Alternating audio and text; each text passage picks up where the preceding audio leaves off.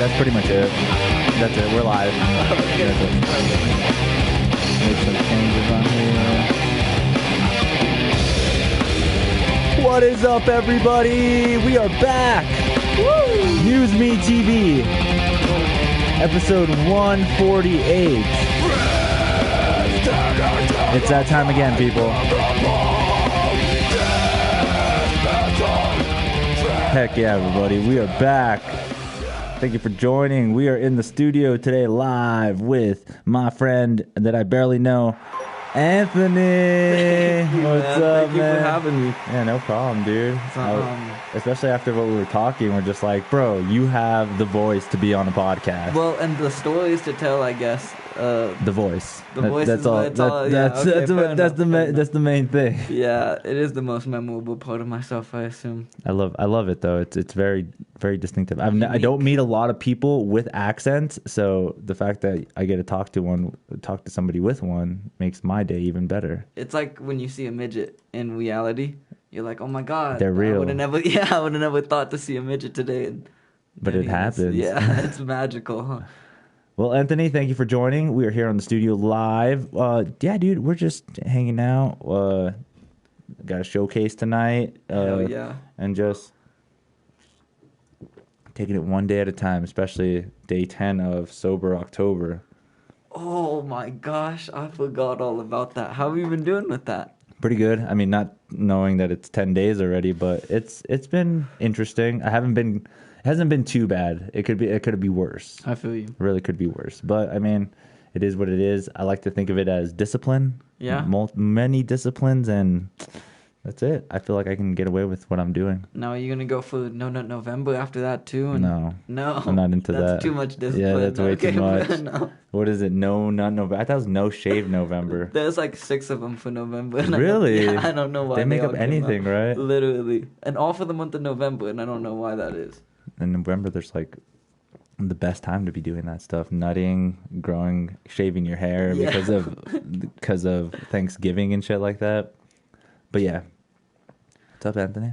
So I was looking up on this podcast, okay, and to be honest, I didn't realize this is the 148th episode. Yeah. I should have come for a bigger milestone. I feel like I'm more important than this. But it's okay. You I should have at least made it to 150. Yeah, literally. If not like a 200 episode, like a 150 would have been fine. That would have been fun, dude. What did I do for my 100th episode? Oh yeah, I had a local guy. His name was Josh. He's like a photographer for like lowrider cars and stuff like that. That's sick. So it was fun. He has great stories and stuff. I was about to say, I believe it. Around that lowrider community, there's a lot of shit that goes on. Dude, I could just imagine. Like, I don't even know. Like, I'm slightly into that community. Like, they're cool, the cholos and all, but it's still weird to think about. So, what's up, Anthony? First of all, let's get some questions out. Yeah, of course. Find out a little bit more about you. Of course. So, you are foreign. I am technically foreign, yes. Where are you from? Italy. Originally? Yeah. Okay. But I was born in Italy, but I grew up was raised in Atlanta. Okay. I went back to Italy when I was like 15. Oh, and how was that? It was a total change, right? Yeah, the culture shock was getting crazy. So when you were in Atlanta, was that kind of most of your childhood growing up? Yeah. Yeah. Bunch of the hood. Well, we traveled around gangsters. a lot. Yeah, because I got into the shits. Yeah. So really quick, we would we would take trips to Baltimore and to DC, and it's like 12, 13-hour drives. What? But it's just to pick up, this person has good deals on lean up in Baltimore, so let's go pick up bulk on lean. Way better over there than where you're at. That's true with a lot of places, too. They're like, let's go get some wax from Colorado, or let's go get the marijuana from Colorado. Travel around. There's shit to explore, you know what I'm saying? Why stick with the same shit all the time? So you were there for a while. You probably saw some interesting things. Oh, man. One of my favorite stories to tell from Italy was it was like my first week there, and I had just met some people that spoke English, some teenagers that spoke English, and they invited me to a bar. And so I was walking to this bar by myself at like 6 or 7 in the afternoon, evening, whatever, and this old lady is sitting outside this bar with her dress up, shitting in a pizza box, squatting over a pizza box and taking a shit. Jesus. So I'm like, how was that? That's traumatizing. That has to be traumatizing. I'm trying not to make eye contact or look at her, but then I hear her growling at people, full on grr type shit. So I make eye contact with her, and she looks at me, and she growls aggressively, turns around, picks up the box, and dips. Got Just some viewers in now. takes the shits. And just, Dibs. that's it. And I was like, well, old people here are a lot crazier than I thought they would be. Dang. So how old were you when this happened? I was 16 at the time. And you still remember? Oh. Crazy. Distinctively. It looks like. Dude, it was such a beautiful moment, to be honest with you.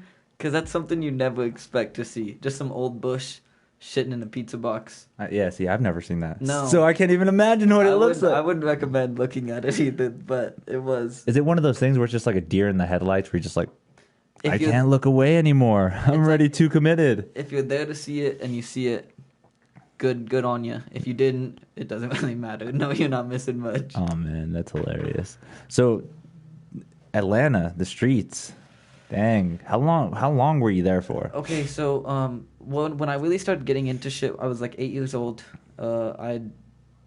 The parental control and whatnot had already gone over my head, and I didn't like it. So at like 8 or 9 years old, I was out of the house. Oh, and shit. just like running around with a bunch of dumb Hoodlums. Yeah, delinquents and whatnot. Oh, bad boy. Yeah, started getting into selling drugs like really early. Not good. Jeez. But it taught me a lot. Like I made a lot of weird and cool friends, a lot of weird experiences. The meth heads down there were really crazy to talk with. A lot of shit that a lot of lessons and shit I learned that I don't think I would have ever learned if I didn't get into the stuff that I did. Nice. So I see you have an LSU shirt on, a Yes, sweater. it's Saturday, man. The football's back. So I'm you're excited about it. so you're kind of like a football nerd. I am. You like sports? Yeah. Certain sports. Yeah. Yeah. So football's one of them. Football's one of them. I kind of try to keep up with basketball, but it gets hard because Yeah. there's a lot of basketball going on. There's a lot of games that happen with that too. Yeah. So I could just imagine. And then baseball and soccer are just way too boring to watch to What? me. I can't. You're from watch. Italy. Yeah, I know. Football. Come I know. on. And I do like I've gone to a soccer game when I was staying in Italy. I did get to go to a Napoli versus a Paris soccer game. Oh, dope. But the game wasn't shit. It was all about the crowd, like the fans and all the shit. It's like people were throwing Molotovs in the street outside the stadium. That's a regular thing for those soccer games. really. Yeah. I hear that too. Like there's the most intense crowd. They Like get everyone's just crazy. going crazy because their team lost or their team's not winning and shit. Yep. And the trash talk, they're singing songs just saying like "fuck you" to the other team, And they It's only score like 2 points. Literally the entire game. 2 I'm like, points. yeah, what are they trying so hard? They're like, I'm so mad. I spent all day here. Now I have to throw something. You have to sit there for 90 minutes and just watch people run back and forth.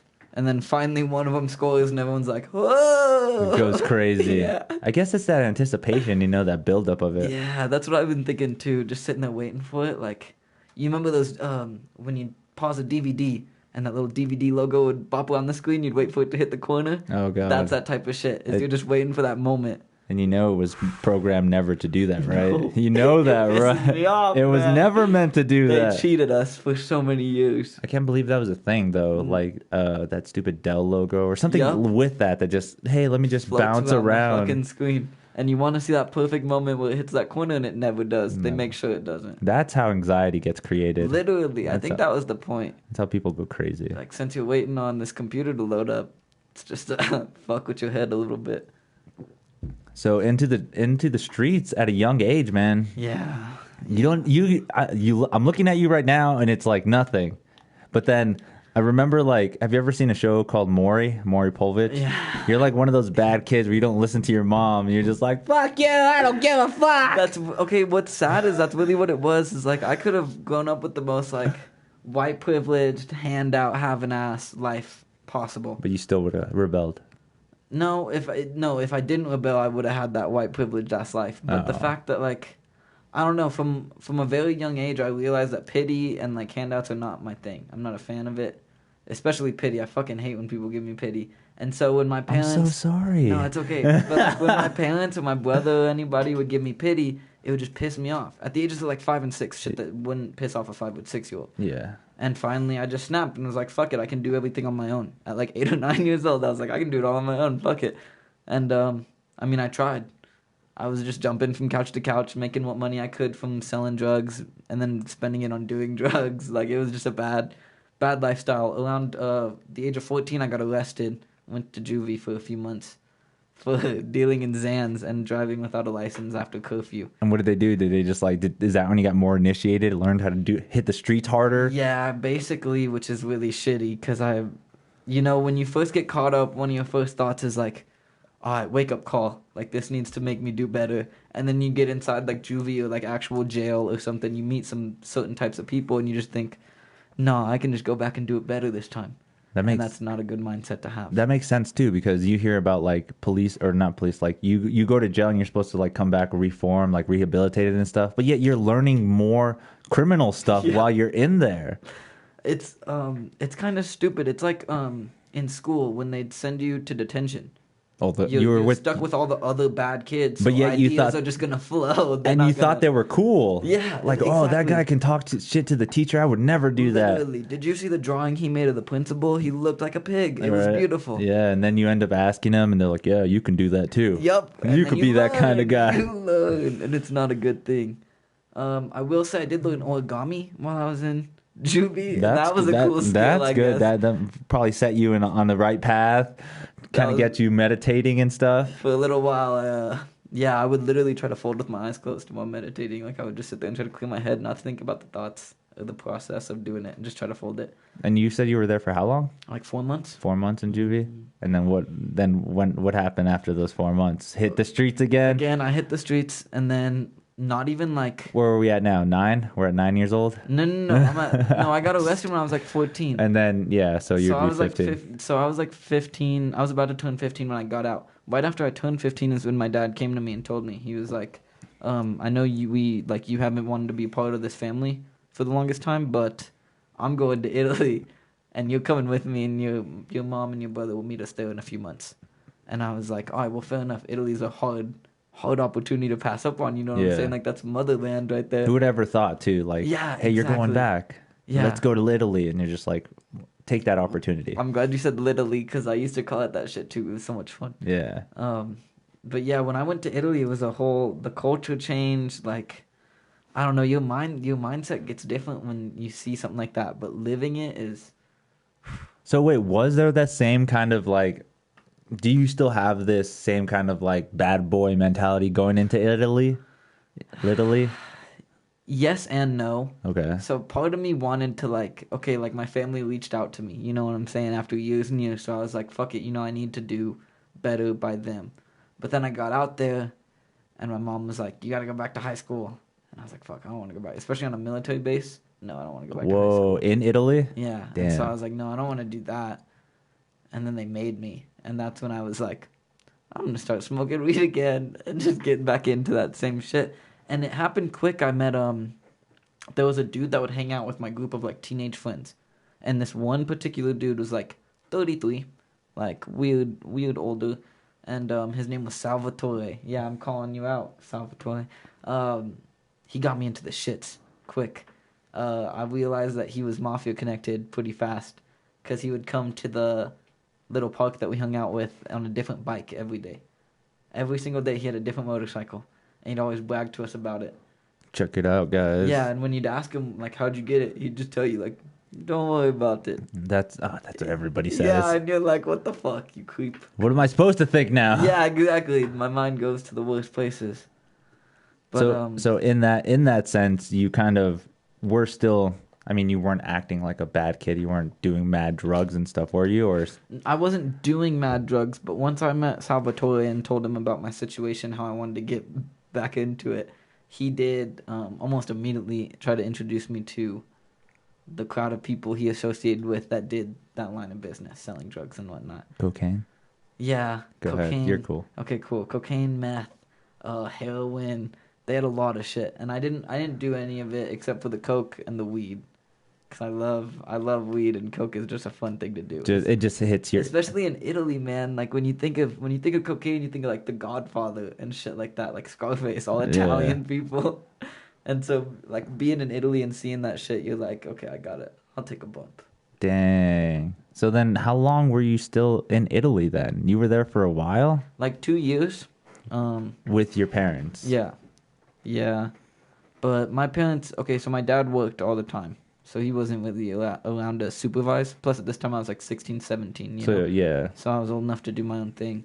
and my mom was always asleep. My mom's an insomniac. She stays up till like 3 or 4 in the morning and then sleeps all day. Sounds like me. Yeah, exactly. She's cool. Ride the wave. She's dope. I love my mom. But yeah, I was there for about 2 years.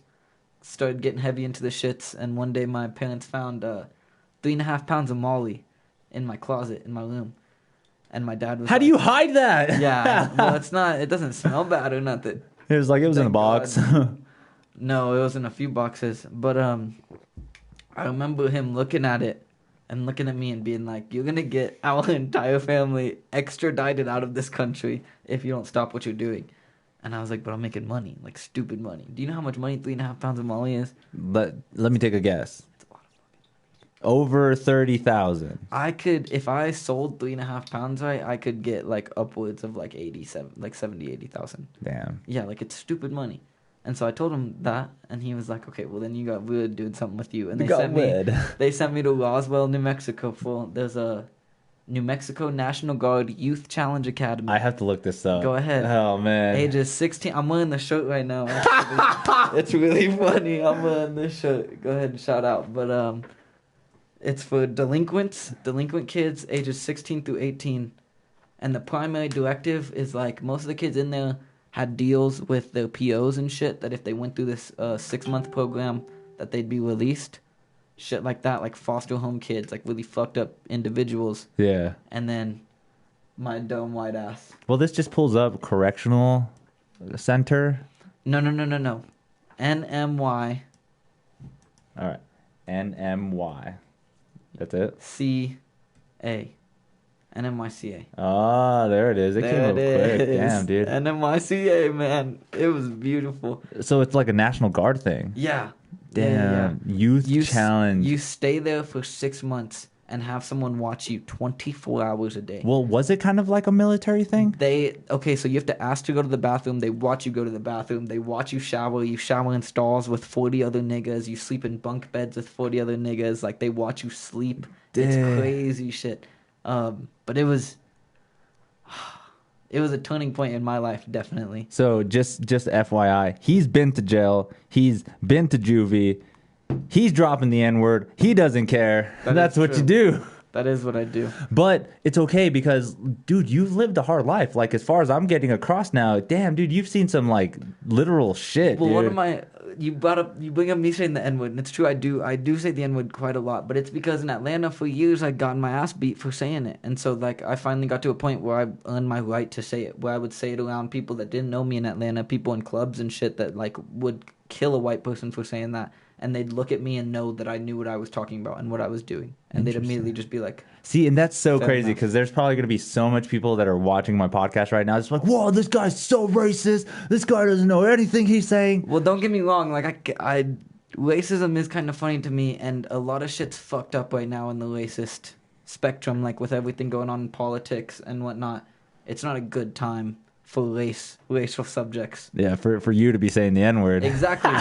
But I think that's one of the main reasons I do But you got to own it. The main you got reasons to own I it. do it is like, if we don't just keep head-oning this problem, then it's just going to stay up forever. Because I saw a video a long time ago of this YouTuber by the name of iDubbbz, he actually said it so many times, how many people put this word on a pedestal.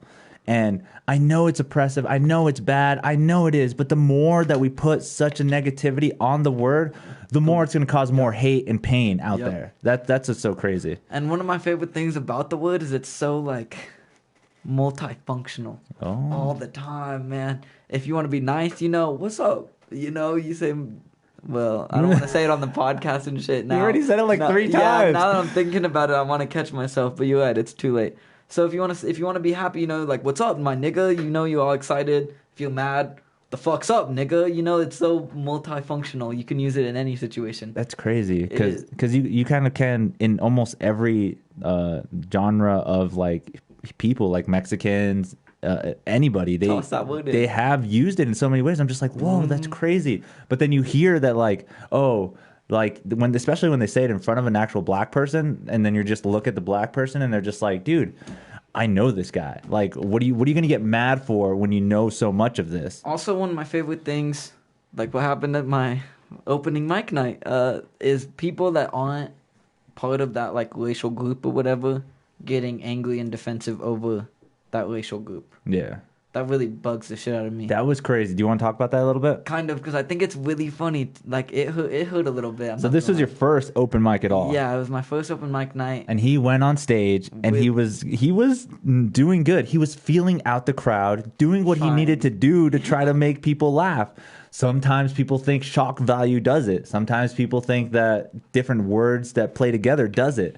You're just trying to figure yourself out. And one of the big things that I looked at was you guys knew each other, and so it was easy for you to like poke fun at each other, you know, like make fun of each other and whatnot. I didn't know anybody really, so I was just kind of basing it off looks, which is why it got racially tensive. You know what I'm saying? Got a little bad. Mm-hmm. So I feel like it didn't start off that bad though. I'm pretty sure he was kind of already a little skeptical when he started with the black joke, where you're talking about like something about black people, and then you're like, oh well, it's okay because a lot of black people actually like me. You guys don't know this about me, but a lot of black people like me. I bet you there's a black dude watching this right now in the comments or something. It's gonna be like, "That's my Negro right there." And it's because like I don't mean any offense by the shit that I say or anything. Like if I say the N-word, it's because I'm all hyped up and I'm just like excited, and that's what I say. That's the way I've learned to speak over years and years of. Especially, the way you describe your story, being in Atlanta for that long, dealing with so much people like that. You can't go like 5 minutes without hearing someone call you that word, or you calling someone else that word. Like it's always used in Atlanta. It's always fucking used, and by everybody,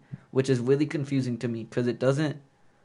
The word itself doesn't really get much attention until something like the race riots back in Detroit years ago happened, or like what's happening now with Trump. Like it doesn't get really brought up until something big and political happens, and then everyone's like, "Oh, you shouldn't be saying that. The N-word's still offensive." Yeah. And you're like, "It wasn't a month ago yeah. when we were all singing Bobby Schmurda together." You know what I'm saying? Or somebody else says it on TV and stuff. Why didn't nobody cap that or find the problem with that at that time? I just feel like there's so many more problems more important that we could look at right now, and just kind of let the little things be little things. If you want to get mad about it, get mad about it, but like it doesn't need to be brought up to the Supreme Court. Or, just use that example. Like you can get mad if you want, but there's still child slaves. There's still hunger going on in the world. There's still sweatshops. I mean, there's still so many things that have more that should be put on more attention and blast than my friend right here saying the N-word. This word hurts my feelings. That's what I hate about today's society, to be honest with you, is the political correctness. And I know PC culture, man. Dude. Oh my god. I can't stand it. As a white kid growing up in like gang territory, I can't stand it. I really can't. Because like the jokes, like some of the shit you'd say in Atlanta, I don't know, man. You don't think you can get away with it here? I'd get canceled for sure. Anywhere else. Anywhere else. But because of like Atlanta and the vibe you are in, you have to. You have to say that offensive shit because everyone thinks you're joking. If you're not going to be offensive, then you're a little puss. And you can't be a little puss. Jeez, you're making me sound like a little bitch. No, it's not like that. Well, because it's so hard, guys. You poke fun at me too, fool. And that's what I'm saying. Like you wouldn't have as much respect from me if you just sat there and was like polite to me the whole time. Yeah, obviously. If you didn't make fun of me a little bit, then I'd be like, what's your game? Yeah, what is this guy really trying to get out? And that's crazy to think about too, is that like I'm pretty sure even before a lot of the history and stuff time, they always were poking little bashes at each other, little things. Even probably inside certain races they were doing that. Have you ever looked into Nikola Tesla and Thomas Edison? Not like history, like their conversation. Those fuckers were competitive. They were competitive as fuck. And like the history gets all mixed up on like who stole what and whatnot. There's all these theories, but like conversationally, those two were like they'd write letters to each other and like telegrams to each other when that shit was invented, and they would just be like, "I'm gonna make this before you do," right? And then the other dude would be like, "No, I'm gonna make it before you do," and it was just stupid like competitive shit. But that was back in like what, the 1700s. So yeah, I feel like that's always been a thing. If you don't, I think it's a thing that comes with respect. Like as much as you need to be like polite and like give that person respect or whatever, it would just be fake if you didn't give them a little bit, because every joke has a little hint of honesty behind it, right? Yeah, and it should. That's where the people find the humor, the funniness in humor is like, oh, I find that relatable, or I know what he's talking about. That's where the best jokes come out anyways. Literally. I mean, you have those little like one-liners that might be funny with a little something G-rated or something. But the natural like things that you catch off the hip, it's beautiful. I love the example that I always give is like if one person at least is not offended by your joke, it probably wasn't that funny. At least one person in this whole entire world. And I got kicked off stage first night, ladies and gentlemen. So you know I'm pretty funny. That's so crazy, though. I still, because even all the comedians at night, too, were all on your side, dude. Yeah. Everybody was like, hey, dude, I get it. I mean, maybe it was a bad time for Kevin or something, or whatever was happening with him on his sense, but you're cool, man. Even the native guy was like, dude, you're fine, dude. I wanted to see where you were going with it. That's what made me get over it really quick, was that Corey was the first one out. And he was like immediately, just tell me how the joke ends. And to be honest, I didn't. I had no idea. I was honestly asking a question. I didn't know if he was like, because I'm not from around New Mexico, and New Mexico is a Native American populated area. Yeah, dominated area. Besides the Hispanics. Well, I'm not like Cholo Nation. Hey, I'm not used to that type of thing, so I was legitimately asking him if he was like a daughter feather Indian. Yeah. Not to be racist, but in the stance of like comedy, you know, I think that's the funniest way to ask which Indian you are. Besides being blatantly rude and being like, are you a gas station Indian or a fucking tribe Indian? That's just kind of fucked up. That's a little, that's a little too much. Exactly. So I thought that was a boundary that I could step on and not get caught up for. See, and I think that's the again, the shittiest part about the community that's happening here is that, like, I guess you didn't have the clout to say that. You didn't have that clout. If more people knew me, if I was friends with more people, they would have backed you up. Yeah, they would have told Kevin to just be quiet and let me finish. Exactly, and it would have worked.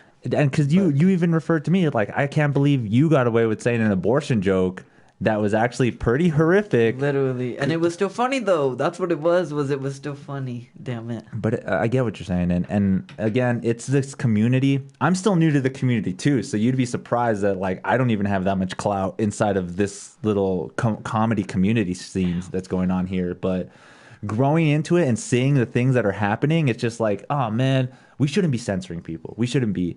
There was an open mic probably a couple months ago before COVID happened at a speakeasy underground. You literally go into a bar, open the freezer, and you'd go downstairs into a bar. It was so awesome. Great comedy.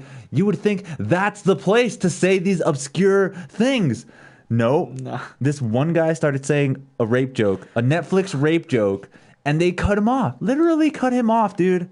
And that was so sad because, like, first of all, I thought we're in this, like, underground, nobody knows what's going on down here. And second, we're doing comedy. Yeah, literally. Comedy. The one thing that you're supposed to, and not to let anybody take this the wrong way, but, like, comedy is one thing that you can get away with almost anything. Because, like, you've heard Jimmy Carr makes rape jokes nonstop. A famous comedian that does shows all over the world. Anthony Jeselnik. Does fuck it. Yeah. He's the king of offensive comedy, literally, dude. Bill Burr, you know, Andy Griffith was racist for years. Yeah. But, it's okay. Thank you. But, I don't know. It's so weird to see comedy slowly fade into that. I'm scared. I'm honestly scared that comedy will fade into that era of, like, having to catch yourself on everything you say. Because if not, Twitter's going to ban you and Facebook's going to cancel you and everything's just going to go downhill. And that's hard to think about, too, is because, like, especially with what we do and how we live in this country, it should be a little bit more free and open. I mean, that's the whole reason why we created this kind of country. Everyone says land of the free, home of the brave and whatnot, but it's like, are we really? More police stated, more, like, kind of monitored, and more, like, I don't know how to put it either, because PC culture is turned into, like, something where, hey, if you're not part of my group, then you shouldn't be part of any group. Like, it's gross, man. The cliques and shit, it's disgusting to me. And on the racist thing, like, that's becoming a big thing on social media, is, like, racial profiles banding together. And I think that sets a really bad example, to be honest with you. I think you should definitely fight for, like, you know, your culture and whatnot. That's something that you need to do, because culture is everything. Like, your culture is your everything. But to band up and just shut everybody down for little things, like police officers did kill black people, like innocent black people and whatnot, and that shouldn't happen. But it's one of those things where, like, can you blame every cop on the force? Yeah. Everywhere? Yeah, because there's cops in every country, you know? Like, are you going to blame every cop everywhere in the entire world? Every state police officer, every small town countryman, like... It's the same as white people saying all black people are, like, drug dealers and are going to go to jail. Like, it's just not... You shouldn't profile people in such a general term, I guess. Yeah, all white people are made to make money and keep down the minority and shit like that. There's too many stereotypes that make everything else so negative. It's just like, no, we're all the same and different at the same time. And I feel like comedy is a way to turn those negatives into positives. And the further we slip away from that, like, uncensorship that we have right now, the further we slip away from that, the less we're going to have a grip on turning these negatives into positives. And the negatives are going to stay negatives. Just people are going to laugh kind of evilly at them. Yeah. Well, I mean, that's a future that we hopefully doesn't start to arise, but who knows, especially with the way like politics are going and the way that like certain laws get put into place. Like, what can you really do when they tell you can't say it anymore? Like, if you say it, then you're now part of that group of people that don't like you, and you start losing your clout, and you start... It's kind of scary because you don't want to be that person. We're just like, well, I like when people like me, and I like being liked, and I like when people talk to me and stuff. Who wants to be kicked off on the sidelines? Yeah. Like, I don't know many people that just want to be, like, I get being left alone, but being isolated, it's a fucked up feeling. It's different. Yeah. It's totally different. On the question of politics and whatnot, you know, what are your thoughts about this upcoming election, if you don't mind me asking? I really need to get a gun. Yeah. Really fast, because... Yeah. We have these douchebags known as the Proud Boys, and we have these other douchebags known as Antifa, and they're just going to cause a really bad outcome. I think it's going to be another civil war. To be honest with you, as fucked up as it is, I think in the upcoming years, give it a decade or two maybe. Decade? More like 2 weeks. 10 or 20 years at most is what I'm saying. For a full-on, like, civil war. But I don't think it's going to be, like, North and South. I think it's going to be, like, color versus color, which is really fucked up to me. Because I don't think it should get to that point. You know, like... but there's... I don't think it will get to that point of color, but it will be of color of politics. Like, your color of what your politics are. Because there are a bunch of... like black people that side with Trump, that are Mexicans that side with Trump, and same goes vice versa, where a bunch of white people, Mexicans, black people side with Biden and the left. So I think it is going to be a color war, but not politically colored. Politically colored. And then let's hopefully inside of that politically colored, they don't start fucking themselves over because like, oh, are you a true red? Yeah, are you a true blue? And then that makes it even worse. Like, oh, how are you even a blue if you're not even from this country? Literally. Then that makes it even worse. Then you're green. Yeah, see, I love to say I'm purple. I rather be as purple as I can because... there's so much things that I agree with the left and I agree with the right. Like I can't find this whole I only have one side or not, because if I did, then I would just be part of that whole sheeple mentality where, oh, I'm going to disregard this person because there's one idea. I don't know what his idea is. I think that's really stupid. A lot of people do that is they hear one bad thing and discredit all the good things that the person said just because of their political views. Yeah. And I think that's really stupid. That's where we are with the cops right now. Like you said, like every cop is bad. But if you really think about it, it's like maybe like less than 10% of cops are bad. They do have, it's a hard job There's always those outliers. There's always going to be those outliers. And cops and black people and white people and Mexicans, it doesn't matter. There's always going to be those outliers, those few like radical extremists and whatnot. It's always going to be something.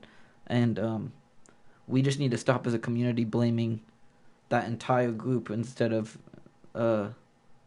like pinpointing out the outliers. You know what I'm saying? Yeah. You know what we really need is we need to get visited by a fucking alien already. That's what oh my God. How would that not unite us all? I asked my lady about this the other night. I was like, what do you think about aliens? And she just looked at me like I was an idiot. And I was like, how do you not think about these things? Because like, you know Lil Dicky, of course, right? Yeah, I've seen. Yeah, okay. He did this song, Pillow Talking, and it has these crazy conspiracy theories and whatnot in it. And at one point he's talking about aliens with this lady, and he asks her, he goes, how can you believe that Earth is the only anomaly of life? Why can't God have little side projects and other planets and shit? If you have to believe in religion, like... Or not even that, just the fact that our mentality of life is what we see as humans. And what we hear from other fucking people telling us what we think. But you really don't nobody even takes an ant as a really account of life. Like, that's a whole different organism, the way that it's made, the way it's developed and stuff. There's probably that going on at microscopic levels all over the universe. It's crazy, huh? Dude, it blows me away all the time. There's shit in space that can cure cancer, and there's shit in space that can kill you faster than cancer and way worse. Like, it's crazy to think about all the sides of the spectrum of shit that's going on out there, really. One of the things that blows me away all the time is this thing called coronal mass ejection. You ever heard of this? No, I've never heard of This is when fucking the sun does these like solar rays and it starts like just doing really intense one. It does it so intense that it literally wipes out the power grid. Holy shit, like an EMP. Instantaneously. Damn. And it happens all the time. That's insane. Where does it affect? It just doesn't reach to us yet. Okay. But it's just because it hasn't had that initial force or the power to do that yet. But scientists have speculated that it's happened before. It's happened multiple times. That's why us as a society cannot remember our true history. Because I'm a huge believer that we've been on this planet before, and then we got erased, and then we had to start all over again. Thank you. I agree with it. I agree with this idea because there's so much. Yeah. There's so much. I don't know. Like, I don't want to say evidence, but if we know it happened to other species, why couldn't it have happened to us? Right. You know what I'm saying? And with how much we fucked up throughout history, I can only imagine that we must have fucked up pretty bad for something to wipe out our species. Taya, is that what it is? I got Taya in the comments. She says, Musk classified as alien. Just look at what he named his kid. That's true. The whole, like, AXEA12, whatever the fuck it was. Isn't it just like a math problem or something? They changed it now. I think it's just like Ash or something like that. But when they first announced that was the weirdest thing to me. And have you seen Elon Musk's wife? I haven't. Please pull up a picture of Elon Musk's wife. You know what Elon Musk looks like, right? Yeah. Okay, his wife is weird. Big titty anime girl full. Really? Yeah, weird. I don't think I've never really. It cracked me up. The first time I saw a picture of him and his wife, I was tripping out. Is that his wife? Okay, this is the picture I saw, and that tripped me out. That lady, whoever the hell she is, tripped me out. I think that's the one he has a baby with. Yeah, new baby. Yeah. She's weird in my eyes. Well, okay, I don't know if you've... there's been multiple times where... you know about the Neuralinks, right? So it's this project that Elon Musk is doing, computer chips in our brain. Yep. There is this one statement where he literally said he was doing the testing of it and he was showing like the pigs, you know, how they were doing the control test or whatever. He literally said, you wouldn't even know if somebody had it in them. I could have one in me right now. And just that statement alone was just like, what the fuck? It's terrifying. Just knowing that this guy knows way more about life than we do. That's what blows me away. Can I tell you what really sucks? Is as terrifying as that is, with how much information gets pounded into the human brain at like all times, I'm gonna forget about this in like 15, 20 minutes. That's what we're made to do. That blows my mind because that's terrifying. You wouldn't even know if there was like a GPS tracking security fucking chip inside your brain, and people are just watching your every move, seeing what you say, thinking what you think, and it's fucking crazy. You wouldn't even know. We kind of do that now, though. Like, I had a friend tell me, like, our computer chip right now is pretty much the phone. Like, that's a dumb version of it, but it is the computer chip that knows our personality. It knows our taste. It knows where we are at all times. Like, it's pretty close. They're even coming up with phones where, like, it actually can take your temperature because you're holding it for a certain amount of time and stuff. It's just like, that's pretty intense. It's getting the smartwatches now, dude. It monitors every step I take. iPhone's working on retina scans on an iPhone. Let's see. That's weird to me. Like, I'm still not over the thumbprints, and they want to start scanning your retinas, like your eyeballs. They're like, what's next? Are they gonna start chipping you? You're gonna have to like stick yourself with something every day. Would you be scared of something like that? I'd be skeptical. I'd have to really like dig into the research and shit behind it before I allowed myself to get into it. Even like something like Neuralinks? Yeah, hell yeah, because like, okay, the concept is cool. Everybody would want to just be able like Yo. And that's it. That's the podcast. Is us just sitting there like, okay. And not only that, they understand us. Everything goes through. So that would be sick as hell. But at the same time, you have to think about the counterbalance of like, they're gonna be in your head. They're literally gonna be in your head. So you think about some weird shit, midget porn. They're gonna know that you were thinking about midget porn. And they're gonna be like, keep an eye on this dude. He's a weird one.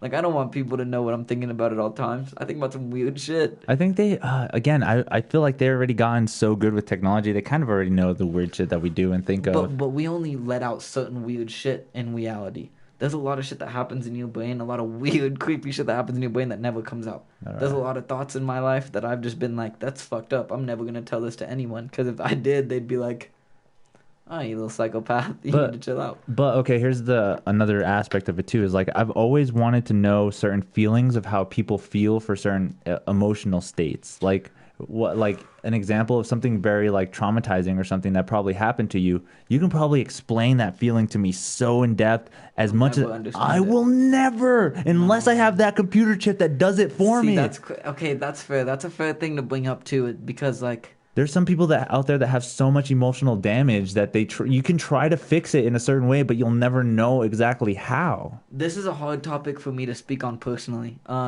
Emotions have never really been my thing. My dad was in the army when he had me and whatnot, me and my brother. It's all about love, man. So his mental state, thank you, I love you too, fool. But my dad grew up teaching me laugh. Like, just bury shit and laugh at it. If you can laugh at it, you'll be okay.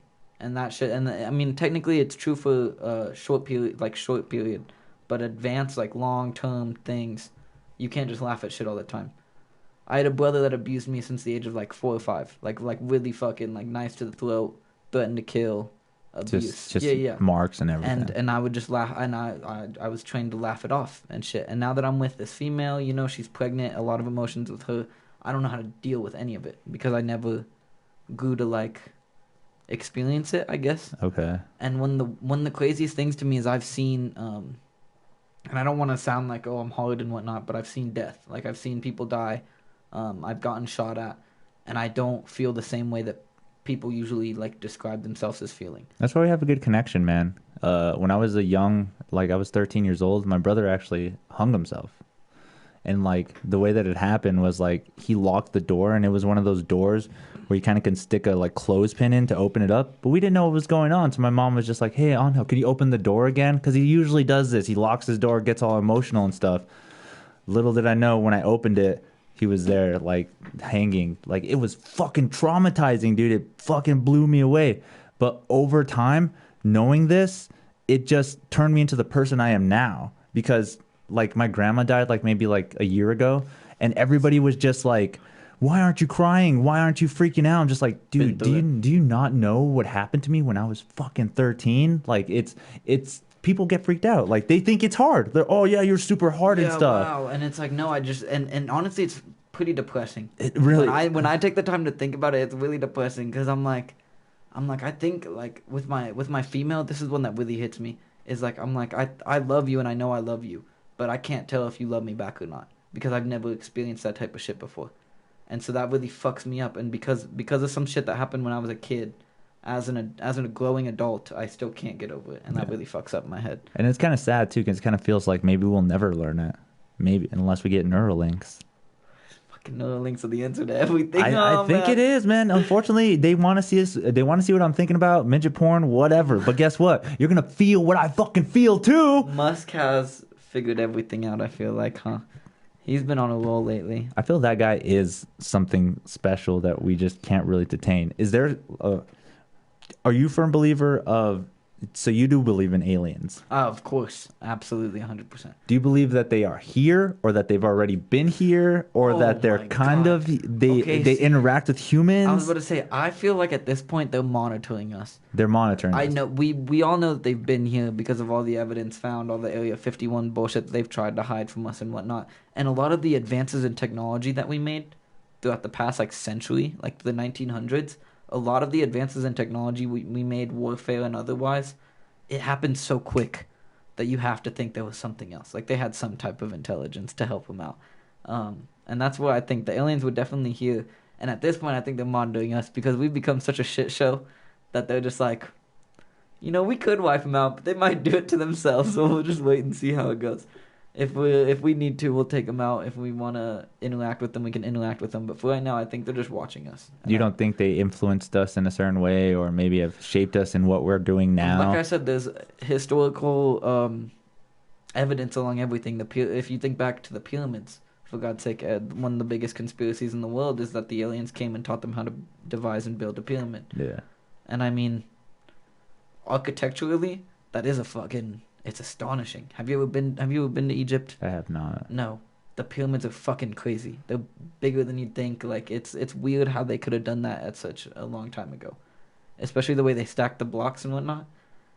Mathematically, Yeah. it would take us nowadays a minute to figure that all out. Well, that's what's crazy too, is that like we try to uncover more of history and stuff, but yeah, it gets like clouded by like different aspects of it.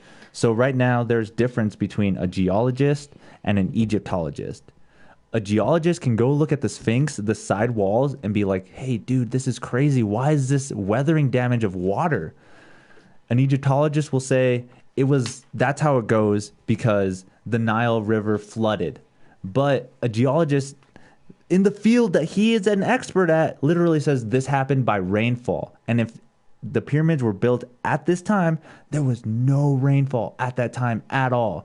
So they already have two contradicting science that are just like bashing at each other that aren't helping the situation of understanding our human existence. Well, if you think about it, a lot of the people that discover the important like advances within historical knowledge or technological knowledge, it's always high authoritative people. People in power always discover some crazy shit. And that's why I think shit gets so twisted, is because when those people in high power figure these things out, there's some things that they don't want people to know about. Area 51 is a perfect example. They hid so much shit from us for such a long time because they were scared of what the general population could do with that knowledge. And the thing is, though, there's still so much that we don't know. Oh my God. I heard I heard them say it like this, where like no matter how advanced the human race thinks they're getting, the government is at least 20 years ahead of us. Because they're keeping shit from us. 20 years! Yeah. Dude, I don't got that time! It's fucked. Do you know who Bob Lazar is, correct? Yeah. Okay, so I was watching one of a podcast that he was on, and He actually worked here in Los Alamos National Labs. He was actually he started off as a rocket propulsion guy. So he made like this jet powered motorcycle. Yep. Fast as fuck, cool as hell. And then, as far as the story goes, they ended up finding this alien craft or whatever that they cannot explain.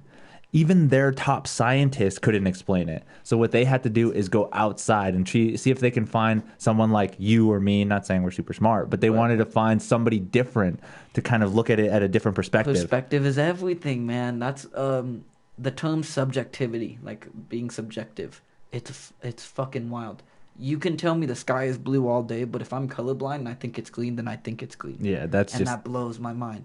Because how do you know fact from fiction at that point? If what one person says is true to them, while the absolutely contradicting side is true to another person, how do you know which one is which? That's what blows me away with like animals and stuff too. Like everyone will be like, a dog is like colorblind, but then they have a very amazing cute smell. And what are they really seeing if they're colorblind? Like, can they see more of a spectrum that we can't? Have you ever seen Avatar: The Last Airbender? Yeah, the TV show. Yeah.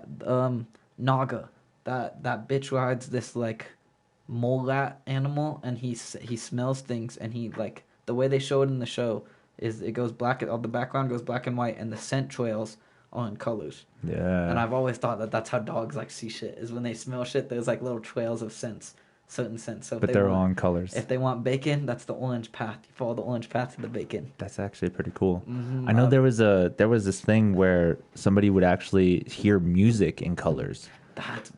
So, like, you can actually make it more comprehensible if you're like, oh, of the color patterns of what's going on. It can be the most complex musical array ever, but if you see it in a color pattern and that's how you recognize it, then they were able to, like, analyze it, even make some beautiful stuff themselves. Literally.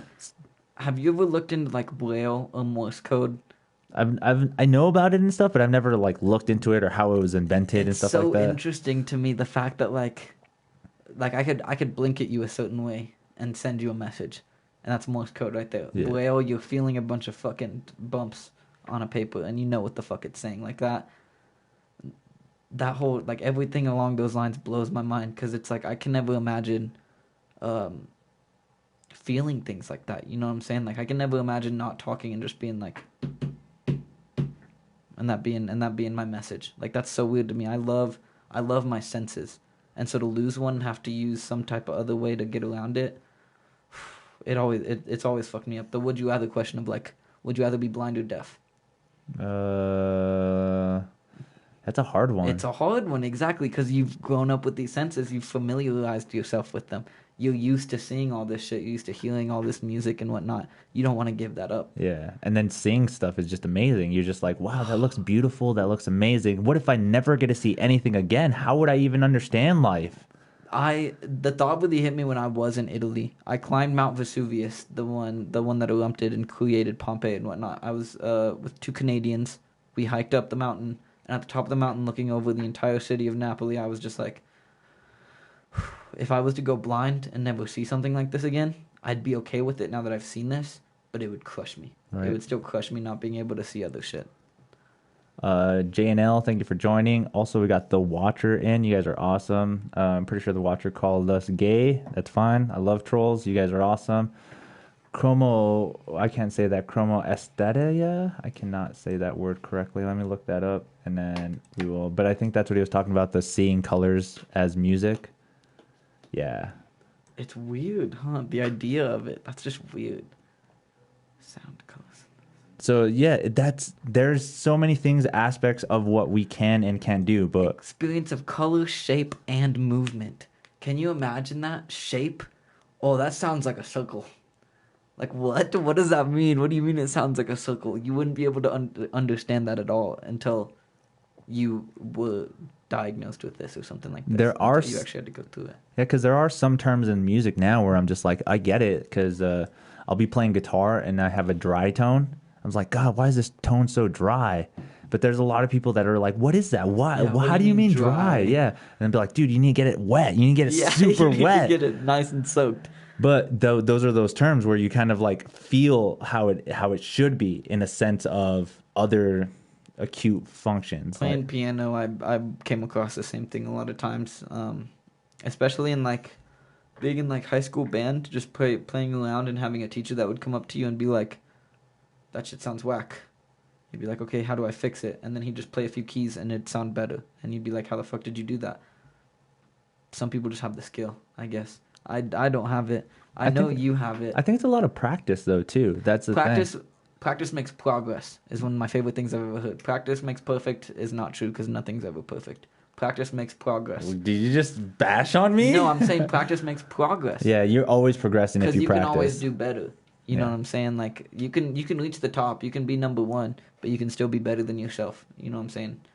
And that's how I've begun to look at life, is just always improve on things. Okay. Because if you're not, like, what's the fucking point of sticking around doing the same shit all the time?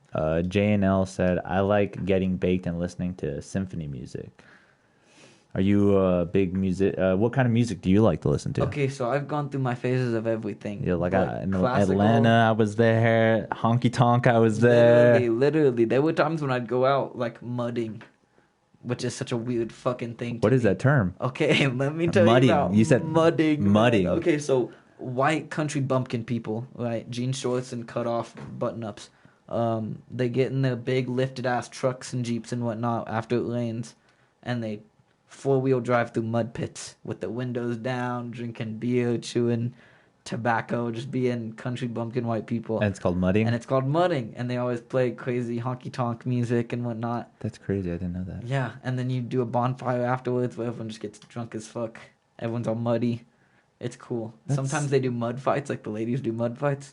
That's when everyone gets rowdy. Woo! They're there to see that. Mudding, though, that's crazy, because mudding sounds like a term like you just don't want to exactly say what you're trying to say. Yeah, it's mudding around weird. it. But if you look it up, like, it's like they have competitions and shit to it. It's gotten serious, and I don't know why. I've never gotten the exact, like, appeal behind it. How would you... Oh, I see it. Yeah, damn. Mud bogging, also known as mudding. Yeah. Lifted trucks, bro. Yeah, I'm telling you, they love getting those big old trucks and just riding through mud. and I don't get the appeal to, like, I did it once or twice, but look at that. You literally get like stuck. You get so deep into the mud, and then they're just like, oh, I put that bitch in 4-wheel and let's get going. Let's get it done. Everyone's yelling ski yay, and you're like, oh jeez. That's crazy mudding. That's pretty cool though. And notice how it's only white people. My bad, guys. Just notice how it's only white people. Well, I could see that. Like, I mean, I used to live up in the mountain area, like by Taos and Santa Fe and stuff. There was those ski times where, like, if it snowed really bad, they would want to take their truck out and just totally do donuts in the field. Especially, there was it was an independent school, so it had all the grades in one school, like everything, like from kinder all the way to high school. Once that field snowed over, dude, trucks all. Yup. It was so crazy. So it's kind of the same concept. I get what you're saying. Mudding, snow. What I don't know. Didn't have a term for that shit. They should. Snowing. Even though it is. It literally is. Oh, it's fucking tough, dude. So you climbed a mountain in Italy. Yeah. Okay. So this is a weird story too. I was my parents had friends visiting Italy. Okay. Canadians? So, no, normal American friends. And so where did the Canadians come in? So me and my brother were like, well, we don't want to share our rooms with random people that we don't really know. So my parents got us a hostel. And you know what a hostel is, right? Okay, it's like a hotel, but it's more public. Okay. So like you share a room with people, like bunk beds with people. You have a little locker, and they give you a lock to lock your shit up at night so nobody steals it. Shower stalls and shit like. So you were more comfortable staying with random people than people that your parents knew? Not so much that I was comfortable with it. It's just the experience was cool, man. Like when you hear people going backpacking through Europe and shit, hostels is what they stay at because they're cheap. It's like $7 a night. Oh, okay. And you just and all it is like really it's just a place to sleep. So you go out and do your tourist shit all day, and then you sleep at night and go back out the next day. Dope. But at the hostel we met these two Canadians, and talking to them while drinking beers and whatnot, they were like, we've been here like 2 days now, and we've just been trying to find weed before we go up that mountain. And we were like, well, when do you go up the mountain? We can get you weed tomorrow. And they were like, well, we go up tomorrow. So the plan was we were going to go get weed in the morning from our people, me and my brother's people, and then we were going to meet up with the Canadians at the base of the mountain and walk up the mountain. Well, we got the weed, we get to the mountain, they meet us there, and we start walking. And imagine I'm like 30 pounds heavier. Okay, I was a chunky little Where kid. did that go? I was a chunky little Where kid. did that all go? Italy, walking around as much as I did. Like, I didn't drive in cars, I didn't ride in trains and shit. I just walked a lot of bike everywhere. and walking. Yeah. And so, walking up this mountain, the one Canadian is like 6'4", so he's lanky as fuck, just like trailing up that fucking mountain.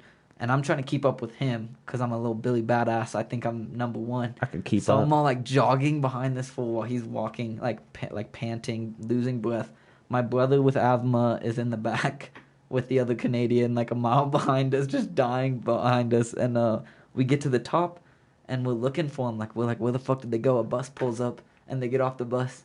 What? And my brother and this Canadian go, they saw us dying up the hill, so they just let us get on for free. And me and the other Canadian were all like sweaty as fuck, all dying. We were like, fuck you guys. But it was a really cool experience, not knowing people. And just being like, you want to go hike a mountain? And then being like, yeah, you got weed? Yeah, okay. Nice. And it was like a 6-mile hike straight up a fucking mountain. Like, it's not something easy to do. But without the thought to it, like, I just kind of did it, and it happened. Nice. And now it's just something I look back on. But, like, as I get older, I think about it. And if I tried to climb, like, this mountain over here, what is it called? Sandias? Yeah, the Sandias. If I tried to climb the mountain right now, I think I'd die.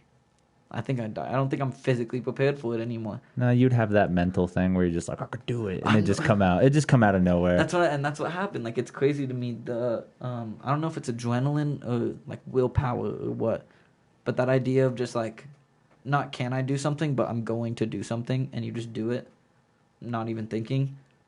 And then you do think about it, and you're like, damn, I probably couldn't have done this if I didn't tell myself I could. Yeah, you could have just been at the bottom, like, oh, man, let me just get that bus ride anytime soon. Literally, so many taxis.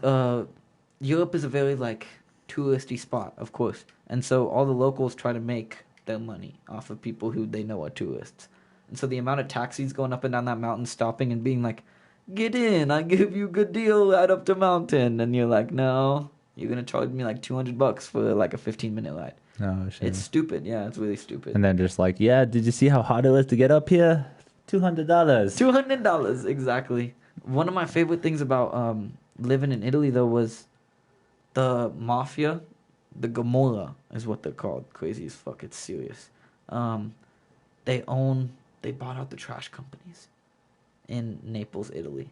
And so what happens is they charge you out the ass if you want your own like private trash can. Like you know how there's like the rolly trash cans, everyone has one at their house? No. There are like recyclable bins on every single street corner. At least 2 on every single street corner. And everyone on that street puts their trash in that one bin. So it's over. So the city is overflown with trash. If you look up Naples, Italy, like city pictures, trash is everywhere. And just because the mafia bought the trash systems out. And they just upcharged for their service. And Naples isn't like a third world country, but it's definitely nothing prosperous, if you know what I mean. So nobody can afford that shit. Damn. So it's like a ghetto or something. Yeah, so the streets just get overridden with trash. Homeless people are everywhere. Oh, dude. I've never smelled piss so much in my life. Really? That was one thing. Like walking the streets as much as I did, I never smelled so much piss in my life. Have you ever been to like really populated places here in America, like LA or like New York and stuff like that? New York, I've been. Washington D.C., I've been. Atlanta is fucking populated as shit. Does it kind of have that same aspect to it too, or is it a little bit more lenient and cleaner? No, it's definitely not cleaner, but it's a lot more familial. Okay. I feel like America's gotten very separative towards everyone. And when I went to Europe, it was like walking down the street, someone would like lean out the window and be like, hey, and just like, you don't know who they are, but you're like, oh, hey, like, what's good? No, that's true. That's more equivalent here in a small town. Like back in Taos and stuff, no matter if you passed by that person in your truck, you waved. Like it was weird. It was like, but I had a bunch of people that came to visit me outside of there, like in Albuquerque and stuff, and they're like, "Why'd that guy just wave at you?" It's like I don't know. Yeah, it's just that's what we do here. One of the crazy things was I had when I made my friends, there were a lot of females that really could enjoy my company because I was American. A pimp. That's what I'm hearing. No, not really. Not really. Whoa. But there was one thing I needed. I needed lasagna. I needed true Italian lasagna. That's what you wanted. So I told these ladies, I was like, can you cook lasagna? And they were both, like, all of them were like, no, but our moms can. So I was like, I'm going to need to talk to your moms. And they were like, well, you can't talk to my mom because she only speaks Italian. You don't know much Italian yet. But we'll talk to her and we'll get you some. Yeah. They went all out for a kid that they didn't know. Like, these parents, it was a 4-night event. 4 nights. I went to 4 different houses trying everyone's different lasagna. 4 nights in a row. I called it my lasagna tour. It was fucking great. Just trying like... This one lady made like 14 layers of lasagna. Just noodle meat, noodle cheese, noodle meat, noodle cheese. Just different shits. And it was fucking insane that they would put in that much work for some... Like this was my first night meeting these people. And they were so excited to have an American in their home like trying their fucking food. That's crazy. Yeah, but think about like 40 years ago when Americans would go to Italy and be prisoners of war for fucking the Axis power. Like it's. But that's like every aspect now too. Like look at how much Japan loves us, even though we did such a horrific thing to them. No, we didn't.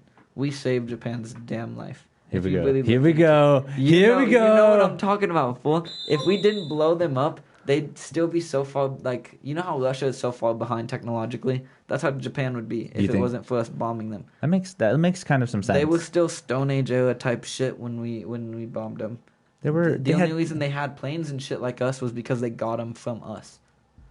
Like, they stole the plans and whatnot. Like, the only reason they advanced anything was from us or other countries. Other countries helping them out. When we bombed them... they took a look at themselves. I want to say it was... Did they get help from China or Indonesia or some other Asian country?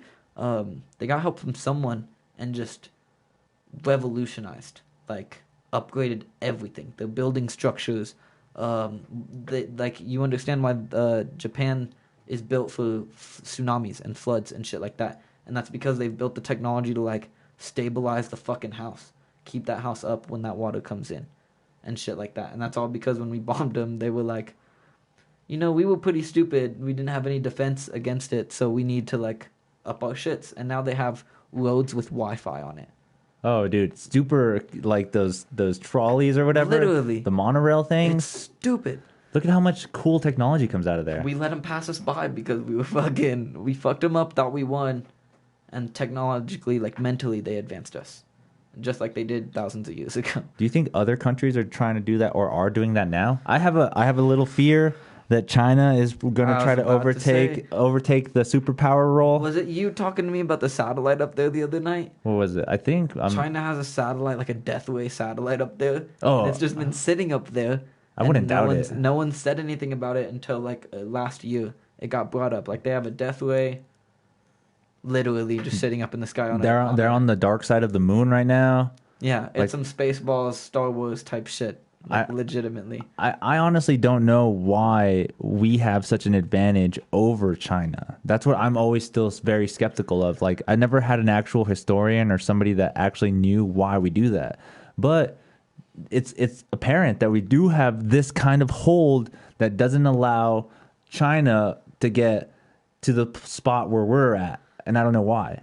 To be honest, I think China's kind of stupid. Because if you think about it, they're pretty far beyond us. Like, if they wanted to, I'm pretty sure they could take over the world.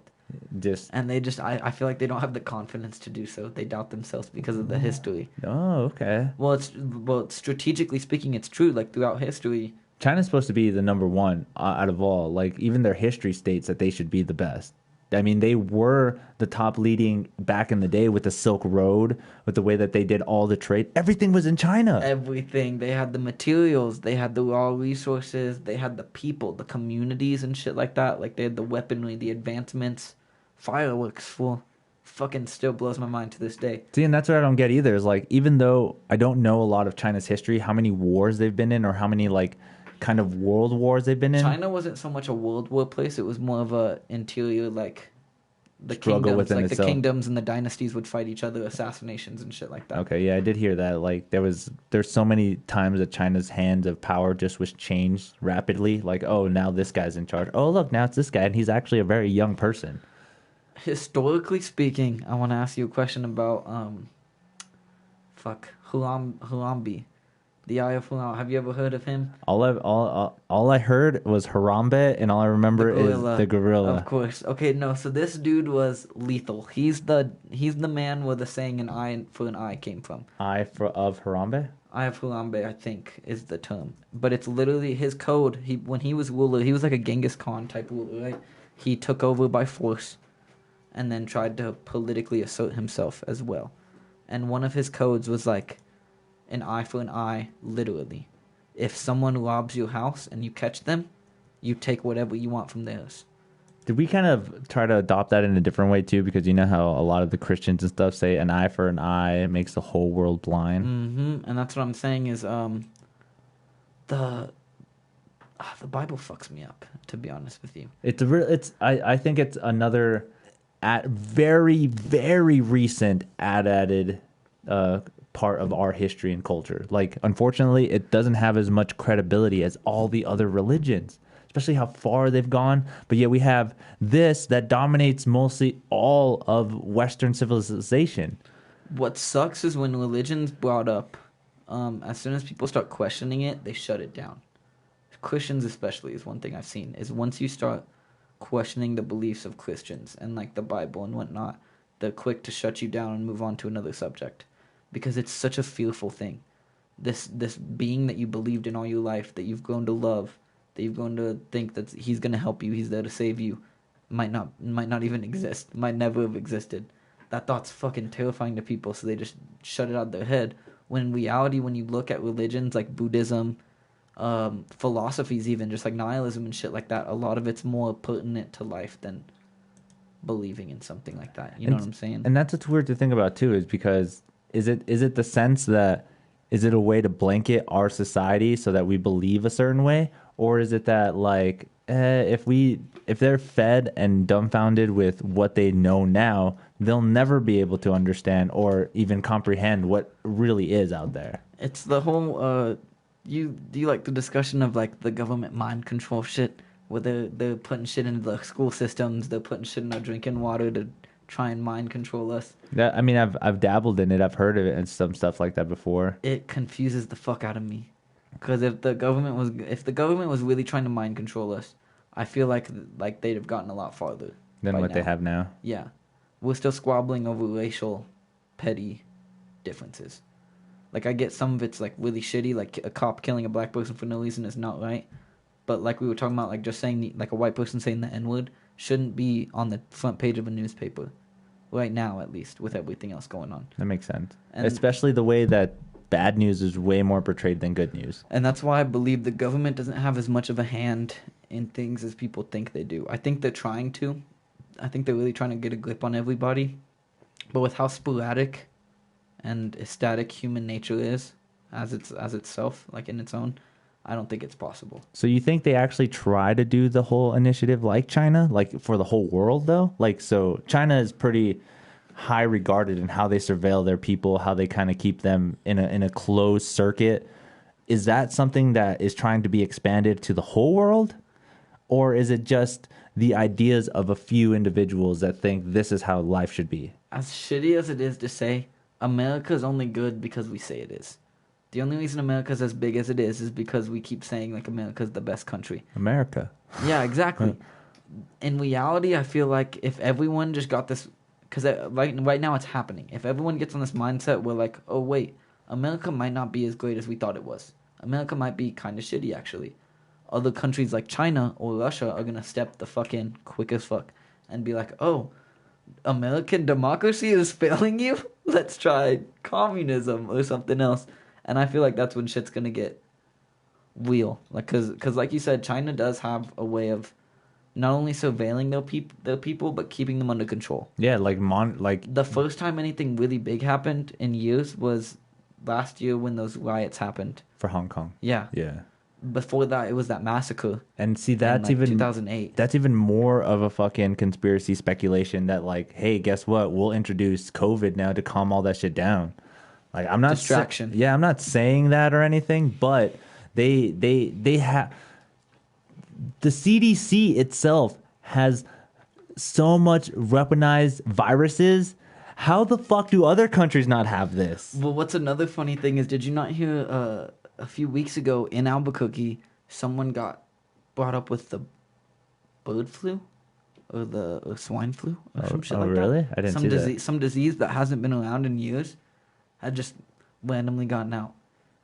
And immediately my first thought was like, who the fuck were they messing with? You know what I'm saying? Like, who in the government official ass were they messing with to have a disease like that thrown back on them? Because, like, literally it hasn't been around for years. Swine flu, bird flu, they exterminated it for a reason, because it was destroying. Yeah, it was destroying people. And then randomly a person just gets it out of nowhere. It confuses the fuck out of me. I mean, we have all the anthrax and stuff. Like, dude, we kind of made this stuff to be very deadly. Like AIDS. People think it's like, who knows what AIDS is? Nobody knows. They think it's like, oh, it was passed down from genetics and like animals and stuff. Then why didn't it come up years before it did? It literally just recently came up. It's so why is so fucking crazy. And then, they bring up we didn't have the technology to monitor it, or we didn't have the resources to find it, but... You'd pick something up when you have AIDS. When you're dying of AIDS, you'd pick something up. You would probably notice after a few people. Yeah, you'd be like, this regular thing has happened irregularly in people, so we should probably check it out. Instead, they just kind of... Well, I guess people think they just kind of like hit it and threw it away. But in reality, I just think... one of my favorite theories on the entire idea is that the government released the AIDS virus to contaminate gay people and get rid of the community as quick as possible. And then they say that about to the black community as well too, because a lot of people in the black community were affected by that, like, kind of first. It was. Shout out Magic Johnson for getting through that shit, dude. I see you out there still living. You know that joke, right? That he just injects $100,000 every time. That's the cure. Dude. What's not to say it's something so meticulous like that? Can you imagine? Manipulous. Can you imagine you get cancer? Like, imagine one day you're famous as fuck, right? You get cancer. Fuck. Your career's over. You're gonna die soon. You go to a hospital. They're like, oh, I recognize you from TV. Come in the back room. We got something for you. And then literally it's something as stupid as like blended up money getting injected into your veins. And they're like, all right, you're good to go. That'll be a few million, but you have the money. No one else does. So no one else needs to know about it. I mean, that's fucked up. That's so messed up to me. That case to think is so crazy too. But recently, one of my favorite guitar players has died, and he died from throat cancer. So it's just like, how does it even work? There was a speculation he actually liked to play with copper picks, And every time he would do tapping, he just put the pick in his mouth, and he ended up developing this tongue cancer, and then it just spread into his throat, which is crazy to think about. Like something like that we don't even know. You know how many people out there in the world are exposed to copper wiring? They pull it out all the time. They do so much work with that shit. How is it not more apparent that there's people with that kind of cancer from something like that? Pennies are copper plated, aren't they? I think they are. Kids eat pennies like fucking gummy vitamins full, and you'd think, like, what's going on there? Yeah, nothing happened. So what the fuck was that about? It's weird. Yeah, that's what really sketches me out too when we talk about the government. It's like specific cases of things happening, because there are like I was talking about earlier, the outliers, those events where you're just like, that's not normal at all, and you want to call it out, but what the fuck are you like? What is there to say? This dude got cancer when no one else did from copper, and no one else is getting cancer from copper. So was it really the copper, or was there something else going on? How will you ever know? The dude's dead now. Yeah, that's the hardest thing to do too. It's fucking weird, and it's so hard to accept that because you feel this feeling of like helplessness, like you want to be able to figure out what the fuck was going on so you can prevent it from happening again, and you can't. But usually when something like that happens, let's take in the case of Michael Jackson, instead of trying to like find out more about it, no, they end up parading more of the downfalls that he did in his life. Like, one thing that makes me super upset is like after he died, then they released a documentary about all the people that he like got. Like, older men are now coming out wanting to say something like, why did you not say something at this time? Did you watch the documentaries on Michael Jackson? Yeah, what was it called?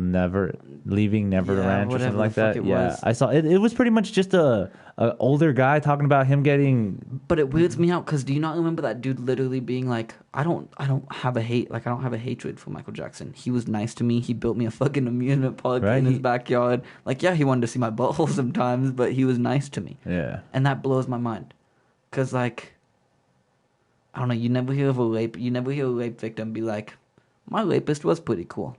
And in this situation, like, it almost seems like it wasn't rape in the sense that we think of rape nowadays. Yeah. And yet it is. It's classified as. Because it was a fucking, like, 8-year-old kid and a 30-something-year-old dude. And that's just so weird to me, is that the kid never saw it as evil or malicious or anything bad. And Michael Jackson never made it to, like, an abusive or mean standpoint. And it wasn't until way later that, like, some people start telling him, like, hey, man, that's actually not good. I never thought that. Yeah, literally. He was literally just like, I enjoyed it. The kid didn't seem to mind it, so fuck it. And there's other people that would not say anything bashful about Michael Jackson, like in the sense of like Macaulay Culkin and stuff like that. If anything, that would be one of the guys who comes out as an outlier, literally saying all these things. But he never said one thing, nothing negative in that sense. But he was a child star at that point. Like, also, one thing on this topic of like celebrities and whatnot, Harvey Weinstein and like Bill Cosby, where they'd use their fame and their reputation to get women, really fucks me up, because it's like, you got your part in the movie. You know what I'm saying? Like, you knew what you were doing. Like, he made the deal. Yeah, you can be in my movie after you sit on my face. You chose to sit on his face for that movie role. Like, why are you getting mad at him now? And I get that it's wrong that he did that, but I feel like you had the choice. You know what I'm saying? Unless they forced you, like Bill Cosby did the drugs and like knocked him out and shit. Yeah. Like, that's forceful. That's wrong. that's a little bit different. But what Harvey Weinstein was literally like, yeah, I'll give you what you want if you give me what I want. That's how things work in the world. As bad as it is sexually, that's how things work. And that's so how they make it. I don't think yeah. he should be in that much trouble for, unless he did like force himself upon someone, where that is like the actual thing that we think about when we say rape. Unless he really did something fucked up, then I don't think he should be in as much trouble as he did. And it can't be to the sense either where, like, for whatever reason, YouTube comes to you and be like, hey, I'll make your channel super famous, just, you know, tickle my balls or something. Yeah. And that's something that you did, you're there, and now you can't complain about it after. You didn't have to tickle his balls for fame, but you did. Yeah. And now you're just there quicker, and you should just be happy with it and move on. But that's what's sad, though, is that, like, there's a bunch of people that will find that as, like, oh, well, he should have never even offered him that, or why is that even a thing of a sense of, that's bad morals, bad value. And as true as that is, it's, like I said, it's just the way of the world. You make deals to get what you want. As fucked up as it is. But that's history. It always has been that way. The Constitution was written because two people made a deal on some shit they wanted. Yeah. It's fucking... The government's a weird subject of discussion, to be honest with you. It's really vast. In other news, Kim Jong-un declared North Korea COVID-free at major pre-dawn military party. Hasn't he died like 3 times this year? I swear to God, I don't know how he's still going. I love how right under his this big headline right here comes this. Yes. Thank God. I've been waiting for a new Angelina Jolie movie, to be honest. Angelina Jolie, right under Kim Jong-un, everybody. Just so you guys know their priorities on Twitch. The importance of whatnot. And then they'll blame me. They'll be like, that's your algorithm, bro. It's like, you're the one feeding me this shit. I don't look up Angelina Jolie on a regular basis, my guy. Jesus. And then it's always crazy to see what's trending under itself. I'm just like, holy shit, you go from Trump then football? How does that even work? America. That's what fucks me up, man. Is we're so like I was talking about earlier. Information gets pushed into our heads so quick that we can't keep up with some shit that we want to keep up with, like Trump and the Proud Boys. That's a fucked up thing. You know, that's basically the Nazi Party. But like there's so much things that come up after that too. Because I don't agree with Antifa either. But right now, I'm thinking about is if LSU is winning. Because that's what fucking happens in America. They just keep pumping shit into your brain and you can't focus on shit. And it really pisses me off. That's very true. Like the debates happen, people are arguing, and the next day they're like, oh, well, the Lakers made it to the finals. Let's go, baby. Let's go. So that's so crazy. I love that little analogy, though. They do pump as much information so that it just gets bombarded and it ends up at the lower end of your news feed. Because it's gotten to a point where, yeah, they do have to tell us the truth about things. Like Trump getting COVID, we need to know that our president has a malicious disease, you know? But the fact that they can go, Trump has COVID, but also the forest fires in California. And then you're thinking about the forest fires in California, not how your president could be dying. You know what I'm saying? Like that shit's so messed up to me. It's like it's a loophole. Like, yeah, they have to tell the truth about it, but they don't have to just let it sit there. They can bury it. Yeah, I like the whole analogy of the newsfeed thing. Like, if they keep pumping you with so much shit, it just ends up lower and lower at the bottom. How many people like to keep scrolling? It gets annoying after a while, so then you close your feed, open it back up, and guess what? You have a whole new array of bunch of stuff you have to scroll through and again. Now you're forgetting about the shit that you scrolled through 2 seconds ago. Exactly. It's crazy. And I don't get how do you get to choose what you remember? You know what I'm saying? Like, that's always been a weird question for me. I think you have to work at it. I know one of the hardest parts for me in music is that I wish I could, like, literally, if I learn a song one day, I really wish I can still remember it. But I know if I don't put the time in to practice it, I won't remember it. And I feel like that's the same thing with, like, the news and stuff is like, well, if you want to remember and talk about it, you better keep looking at it and talking about it. And then you end up getting these pile-ups, and you're just like, oh, well, this is more important than this one. This is way more important than this because I like it more. So you get lost inside of it as well, too. Did you hear about the New Zealand mosque shooting two years back? I did not. Okay, so there was a man who Facebook lived a mass shooting. Okay, his what is it called? The little thing you write before you go and do something terribly gruesome. A manifesto. He wrote his manifesto, and one of the questions that he asked himself was, "Do video games make you violent?" And his answer was, "Fortnite taught me how to dance on the bodies of my dead enemies." Like, he was just joshing around the whole time. In the video, like the Facebook Live video, it's disgusting what he does, but it's meticulously strategic. He's dropping mags at certain places so he can come back and pick them up. He has a strobe light on the end of the guns to flash people when they try to run up on him. The piles of bodies in the corners of the church. And he's coming back and shooting the piles to make sure that if anybody's hiding under the bodies, they're getting shot too. Like, he was so smart about it. And when he got caught, they asked him in court, like, why the fuck did you do this? And he said he wanted to push America towards a civil war. That's what he wanted. He wanted to separate us further, religiously, politically, racially, whatever he could. And I think it's a fucked up thought that there's more than one person doing that. The Las Vegas shooting, the dude where he just shot up the country concert and whatnot. Yeah. Like, it's people just trying to start shit because they don't like the way things are right now. And I don't know why we can't find a better solution than just straight up, like, murdering people. And I get overpopulation is a big thing. We need to watch how many kids we're pumping out and whatnot. But I feel like genocide hasn't been the right answer before. So why would it be the right answer now? And plus, I think us as a society, we're kind of, like, so advanced right now that I feel like we can control something like population. Like, even if it's going to get overpopulated, that's okay. We know how to build more. People make homemade islands now, dude. China makes islands just so that they have more rights to the South China Sea. Beautiful. Like, how fucked up is that? Is that true? Yeah, That's kind of fucking funny. That's really smart, though. So, because China thinks that they have more of the South China Sea than is assumed, but in the UN document, it says that mostly everybody has only 15 nautical miles of your border, and that's your land. Yeah. So then China is like, well, literally all the stuff in Japan, all the stuff in Taiwan, all the stuff in the Philippines, that's our stuff. Why the fuck are you saying that their border counts? So what they did is they built islands, literally just throwing sand in the water to make some islands, and now their nautical mile is expanded more. That's fucking genius. I honestly think China's trying to take over the world. Government loopholes, man. It's fucking crazy. Historically, looking back on it, there were so many like political loopholes where it was like they had a clear objective, like don't do this thing, and they're like, okay, we won't do this thing, but we'll do something pretty similar. Or they just find the little loophole, like you said. Yeah, to do that exact same thing. Yeah, see, here's an example of that South China Sea where they feel it's more than what it should be. And then, unfortunately, this part of the world is where we get a lot of our resources and fish and stuff. And isn't that almost contradictory, saying that the other people's borders don't count and then just making their borders bigger?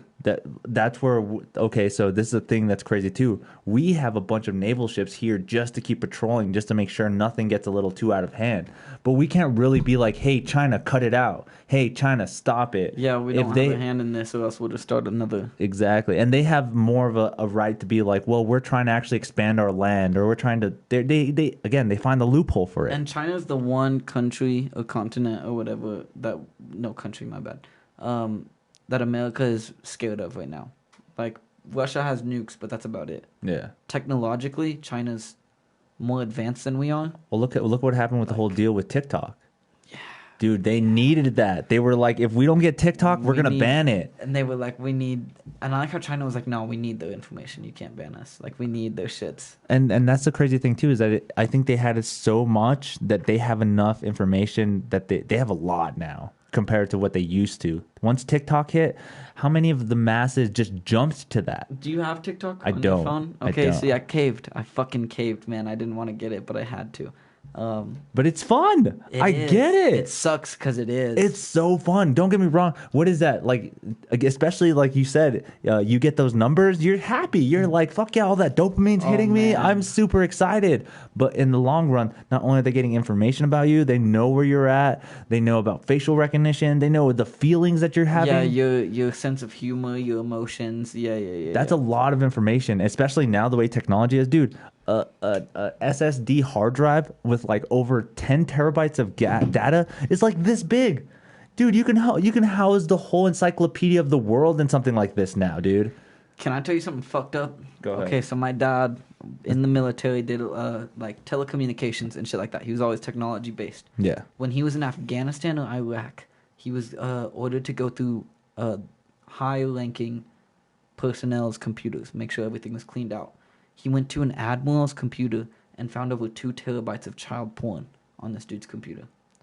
2 terabytes back in like 2006. So this is still like a lot. That's a lot of child porn, man. No matter what, 2 terabytes is a lot of child porn.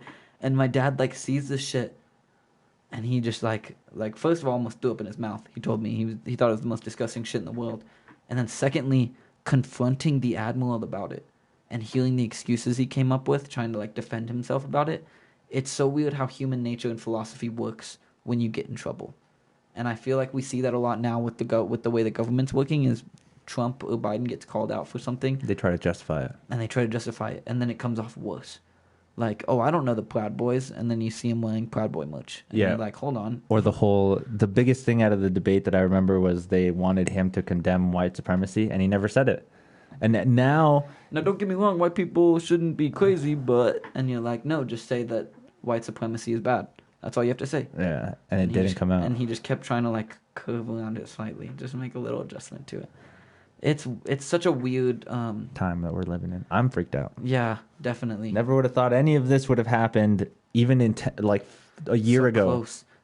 It's weird how quick Trump's making things happen. As shitty as a president as he may be, he does make progress, change, and whatnot. That's one thing I will say from being alive. as long as I have, I've seen 3 presidents now: W. Bush, Obama, and Trump. Yeah. So during the first 2, like as a kid, I didn't realize anything was changing until Obama did the whole Medicare thing. That changed everybody's life for some reason.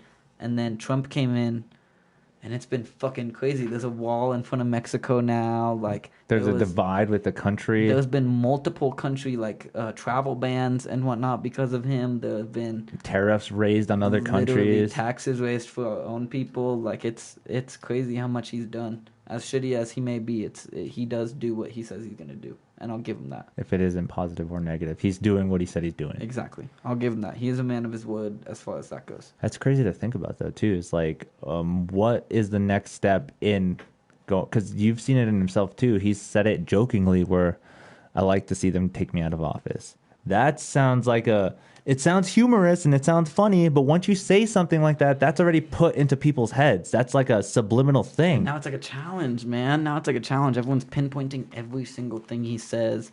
It's his bias is getting a lot worse. Like, it's fucking insane. One thing I am really worried about, though, is if he does become president again, he has another 4 years to do whatever the fuck he wants, because he's right. Like, as much as everyone in the world may hate him, he's got office. And I hate to say that, but I think he's going to keep office. Honestly. I don't see why he wouldn't. I mean, again, there's so much of a divide going on right now. It's a 50-50 shot. Well, Biden's not doing enough to make his point, like he's not. Trump's bigger. Popularity-wise, Trump is bigger. Even if he's not making his point, though, I think there's so much of a divide that there's these group of people that want him out so bad, no matter who they get. That's facts. No matter who. It doesn't matter. Obviously, we see what we're stuck with.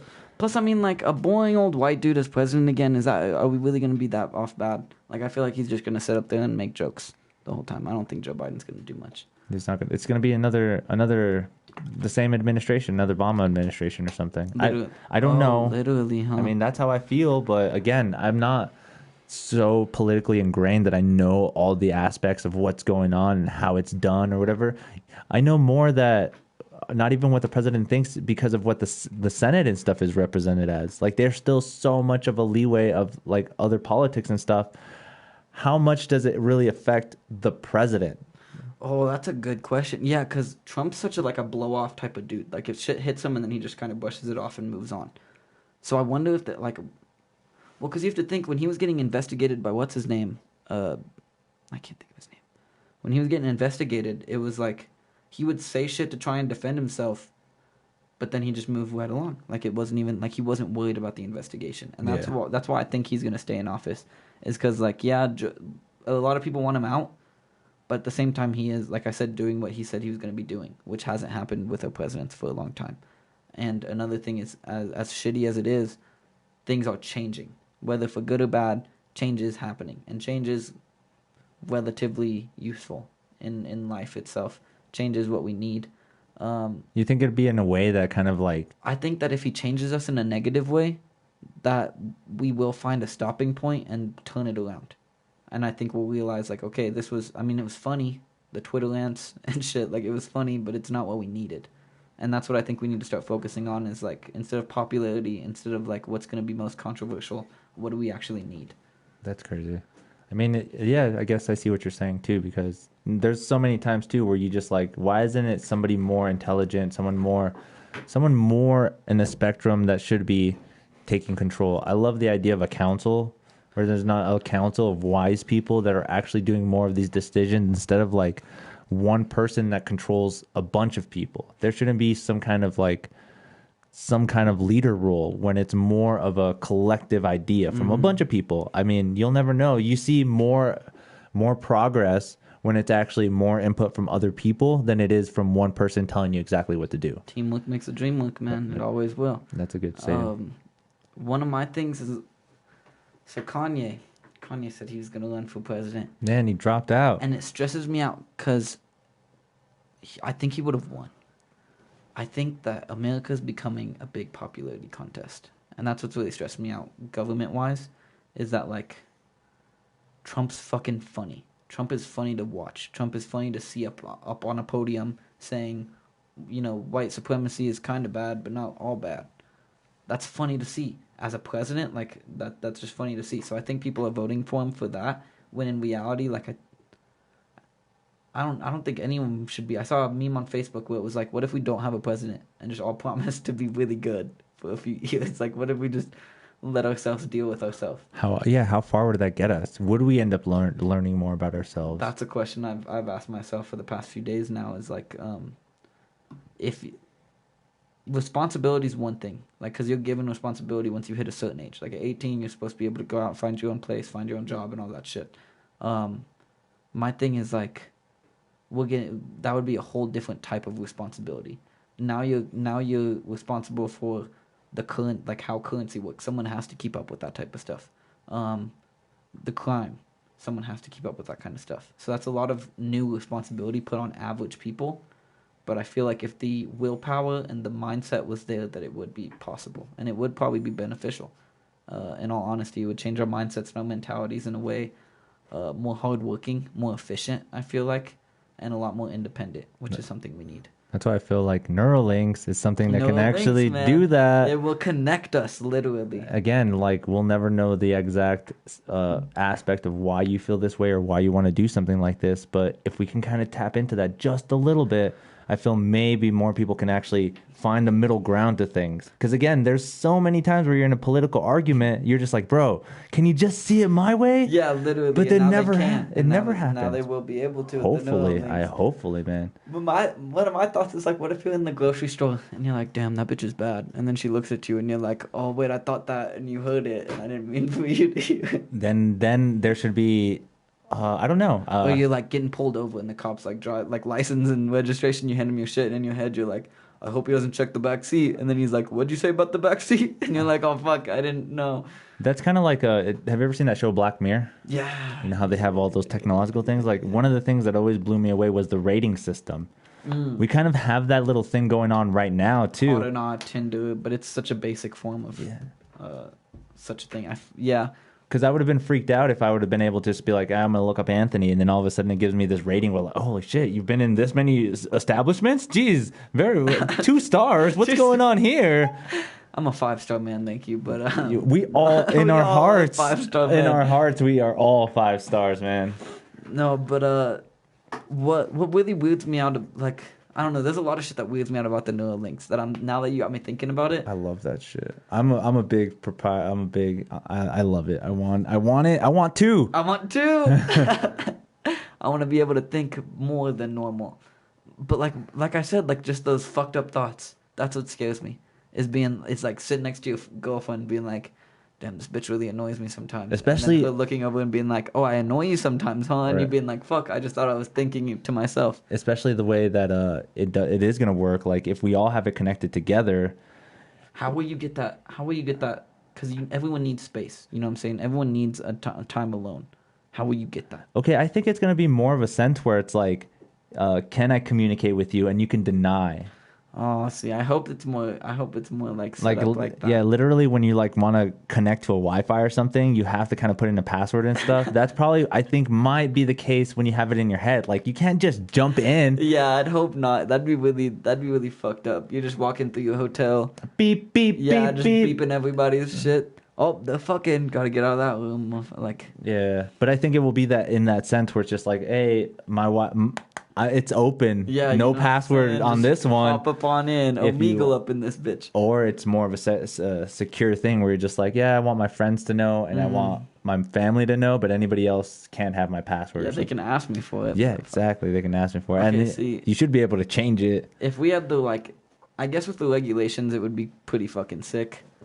I'm just scared that, because technology is such a questionable thing. You know what I'm saying? There's always malfunctions. There's always, like, complications and whatnot.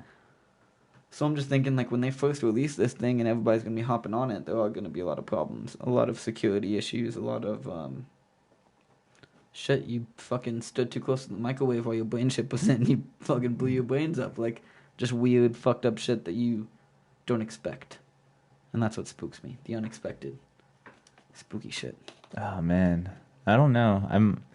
I'm for it. I really am. But you have to kind of remember the Terminator. You have to kind of remember Literally, they've put in these thoughts where you, like, technology scares me at this point. I am robot for always will scare the shit out of me. Seeing a robot that lifelike and just being like, how you doing today? And then trying to murder you the next second. Like, it's fucking weird to me. But don't you think that's what they do? I'm a firm believer that the government tries to desensitize you so that when it does happen, you're not as shocked or not freaked out as much. And you've seen these movies on how they handled it. And you'll grab a gun and try and fix it You'll yourself. kind of have an idea, especially with the alien thing. We've seen so many adaptations of aliens, so many different kinds. So when one actually does pop up and be like, oh yeah, I fucking saw that on ET. Yeah, he looked just like that. I'm not that freaked out. Literally. And that's why I do very much appreciate shows like Rick and Morty and like Futurama and shit like that, is because, again, like, it shows you all these things you never expect. Like creatures you'd never expect to see. Or ideas and stuff. Yeah. The multiverse blows me away. Literally. That blows me away. Like, Literally. right now, thinking of the multiverse, like, dude, there's probably a universe right now where you just don't have glasses. We're doing the exact same thing, but you just don't have glasses. That fucked me up, man. Another universe where we're reverse roles. You're interviewing me. This is your podcast. You imagine? It's out there, though. Oh if we, God. because we don't know about any aspects of the multi-universe at all, so we don't know if it is or isn't. Okay, now, what do you think's coming first, interdimensional or interplanetary? I think it has to be planetary. You think so? But okay, I'm speaking strictly on teleportation. I'm not talking like rocket ships and whatnot. I'm talking like teleportation, portals type shit. I think it would be more of an interdimensional thing inside your brain of being able to see different dimensions. And we kind of can see that now with certain drugs. DMT, mushroom, psilocybin, LSD. This actually opens something that nobody really can explain. Yeah. So when you do see these things and you do go into this other world, how do you really account for them? Like right now, right in front of our faces, right now, there's hundreds of particles moving right here. We can't see them though at all, and they're fucking so many reactions are happening right now. One thing I love to think about is the Big Bang, the idea of the Big Bang. Imagine seeing something like that. Imagine seeing one little implosion turning into the planet we're living on, the planets we study, the moons that we watch and have been to, the sun that surrounds us, like, all of that appeared like that. And that's fucking wild. That would have been such a sight to see. Literally just this tiny, like, pop, and then everything's there. That blows my mind. Because, like you said, there's a lot of shit that we can't see. Like right in front of us. Yeah, and a lot of shit that we will never be able to see. Yeah. I don't think I'll ever see a live dinosaur. I don't think I'll ever see an ultraviolet ray without the help of technology. Literally. Without the help of technology. There's a lot of shit that we can't see, and I love to think about things that I want to see. You know what I'm saying? Like, it would have been cool to see a woolly mammoth. I mean, it's just a hairy elephant, but it would have been cool. It still would have been fucking sick. And that's what's crazy to think about too, because we have this depiction or this idea of what it looked like, but I'm pretty sure that's not what it looked like. That's what really fucks with me too, is when perspectives change. Like when Pluto was unnamed a planet. Oh God! Right. I was like, how the fuck can you just not? How can that not be a planet anymore? It was a planet, so why is it not anymore? And it's like, how do you expect me to change my mind on that? Well, evidence showed that it's outside of the belt, and it actually rotates another planet that actually can be a moon. Where was this evidence years ago when you guys named the planet that planet? Well, do you think it's just because we're starting to develop better technology to find out these things? Yeah, that's definitely fair enough, because thinking about it now logically, yeah, it was just some dude sitting in a fucking in the top floor of his house, looking out some glass shit, being and like, then you can just like, all right, 1, 2, 3, all right, 9, write them down. That one's pinkish, like Uranus. That's the name of it. You know what I'm saying? Like, words. How are words words? Well, Can you answer that question for me? I heard a story a long time ago where, as humans, we never even had spoken language. Mostly everything was taught by mind. We always were able to read each other's mind back in the day. We had natural neural links. There was no way to actually talk. But this is speculative story. I love this. But supposedly there was actually creatures that came down and gave people the gift of language. But the fucked up thing is that they gave people the different types of language. So you can only communicate with these certain types of people. Exactly. So when we all started adopting these languages, we actually lost our ability to talk with everybody. So it's like, oh, well, I can't talk to these people because they don't listen to me or they don't even understand what I'm saying. You think that's where the humane form of separation came from? It might be, because in this story as well, too, we were kind of a unisex thing. We didn't really have gender at all either. This is a weird story, I know. It's binary as fuck. And then they introduced us to like, hey, you can pick one of the two sides. You get to pick? Just go into the story says that you were the aliens had a cave, and you would go into the cave, and the path that you chose was what you came out as when you came out the other way, a male or a female. And then at first they were very scared of each other because they're like, holy shit, you're different than what you were. Yeah. And that caused more separation at that point. And then they ended up finding out that like the only way that we can come together again is if we actually have intercourse. And that brings more of the aspect of like, oh, this is how life is created and this is how we ended up doing it together. But we were able to make life without having to do intercourse. Yeah, literally. How did we get here in the first place? Again, it's a fucked up story, but I don't know. I just don't know. What I want to think about is like, so when you're going in that cave and you're choosing your path, is it just going to be like a sign that says male and a sign that says female? Is it going to be like... It was a color. Are you this type of person? Or are you this type of person? It was a color. It was a color. Pink and blue? Whatever. I don't remember exactly. You know how... Oh, okay. It was a color, and then you just were attracted to the color. See, and that's... I'm glad you say that, because there are like... Are you attracted to certain colors? Yeah. There are certain colors that I just think look better than others. Yeah, like Color red, man. It's a sexy color. Very, I guess you could say bright colors, warm colors are more appealing to me than cool colors. And I've always thought I was a weird ass person because I'm like, damn, that color looks really good. But yeah, it's. I think that's just human perspective. We seeing it and you're just like, oh, that appeals to me, and you see it all the time too. Do you think it's like a memory source? Like we remember our origins of becoming male or female by going through that cave, or some sense of like that color has stuck with us throughout time. Maybe. Fuck. It's a crazy. I'll have to show you that video. What's your idea on reincarnation? Like Buddhism and shit like that, like being reincarnated into a future self. No, I'm just kidding. No, it's a fair answer, man. You know what's crazy though is like, have you ever heard that perspective where people like, I've seen my past lives, like I see my past life, like right before I die, I saw all the past lives. Some people say that the first real sight of knowledge or anything is light. So when you are born, you literally go into the light. Mm-hmm. The same aspect as when you die. You go into the light. So that transitional period is you actually shifting from your next reincarnation. But it's only humans. You can't be like, oh, I'm going to be a bird next time, or oh, I'm going to be a... And see, I'm glad you say that, because that's where a lot of people get things mixed up, is they think like, okay, well, I'm going to be...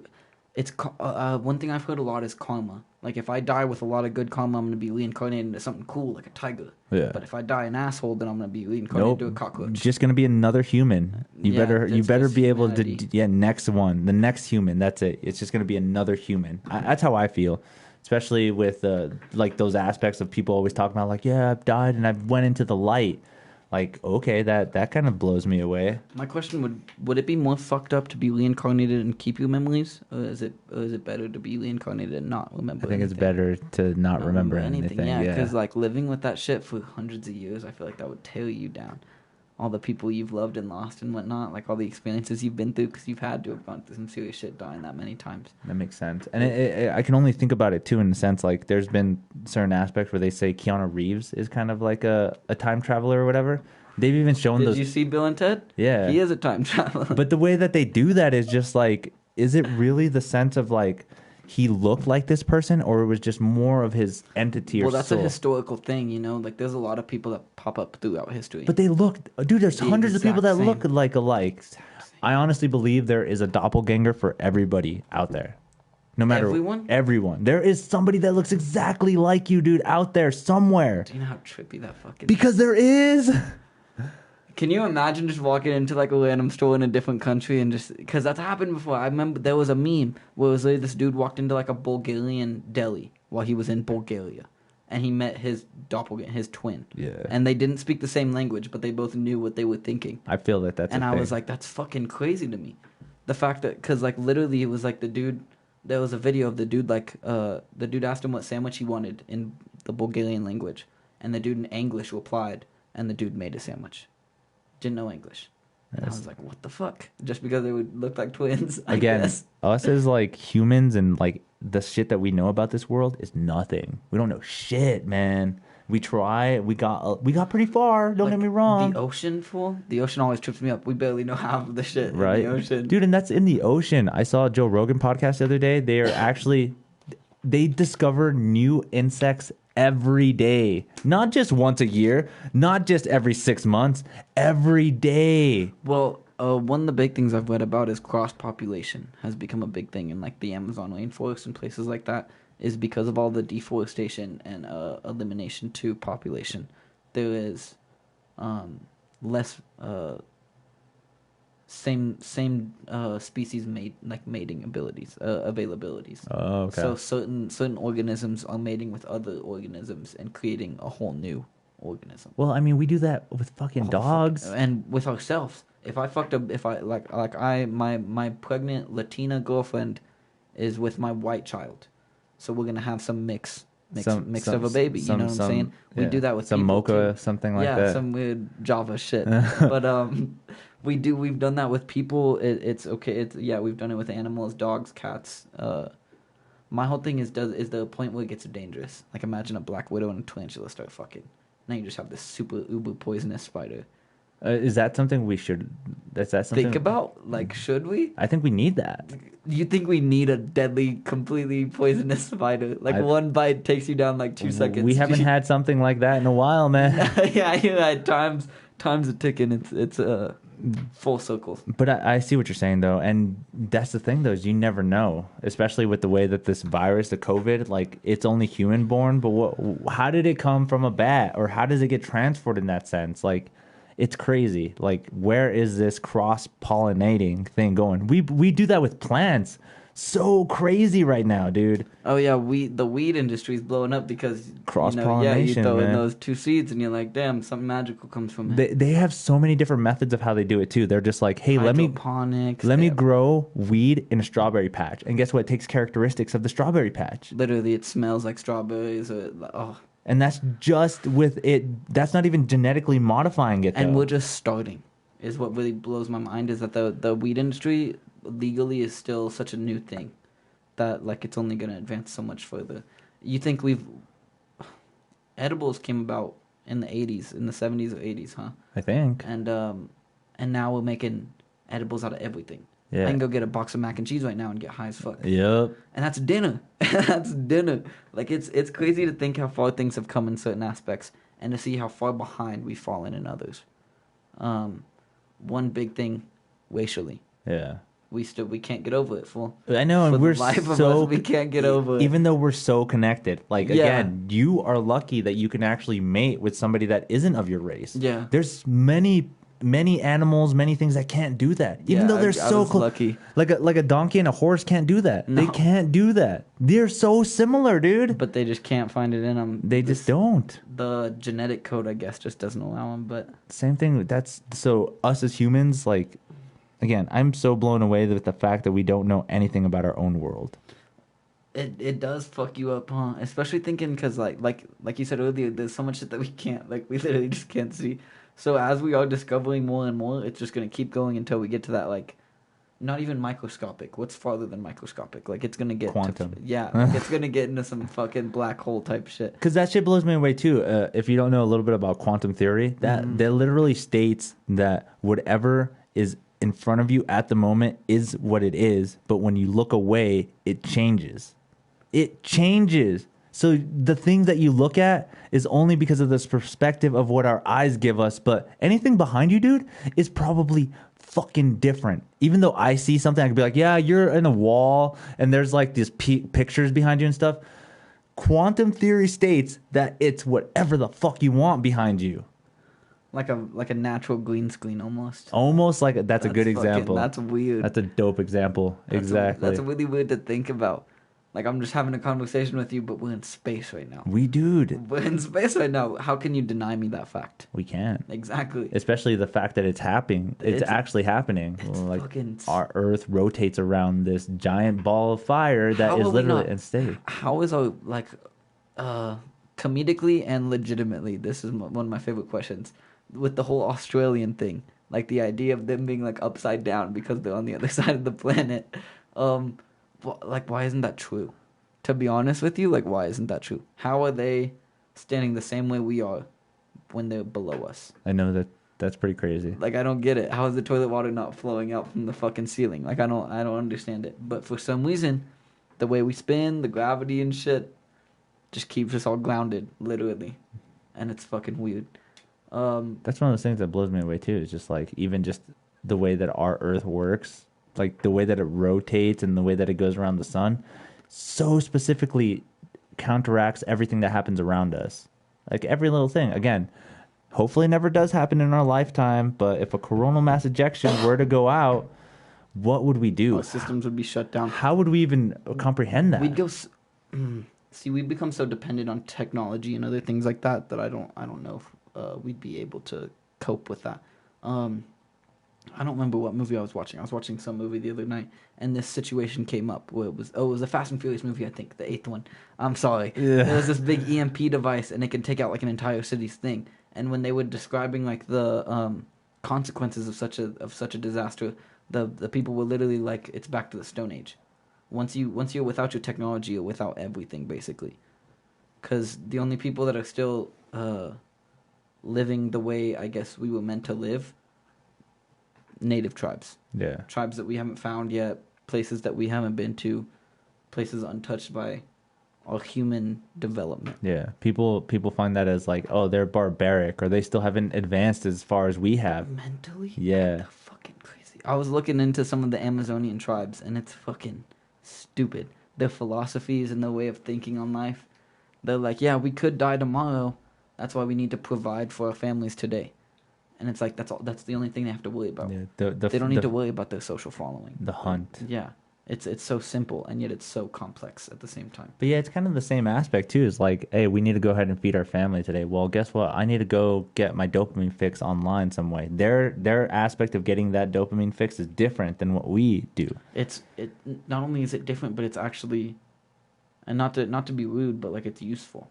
They're providing food or like clothing or shelter. Oh, for their dude, that's families, amazing. Whereas we're just like getting money for drugs. Yeah. Or like entertainment.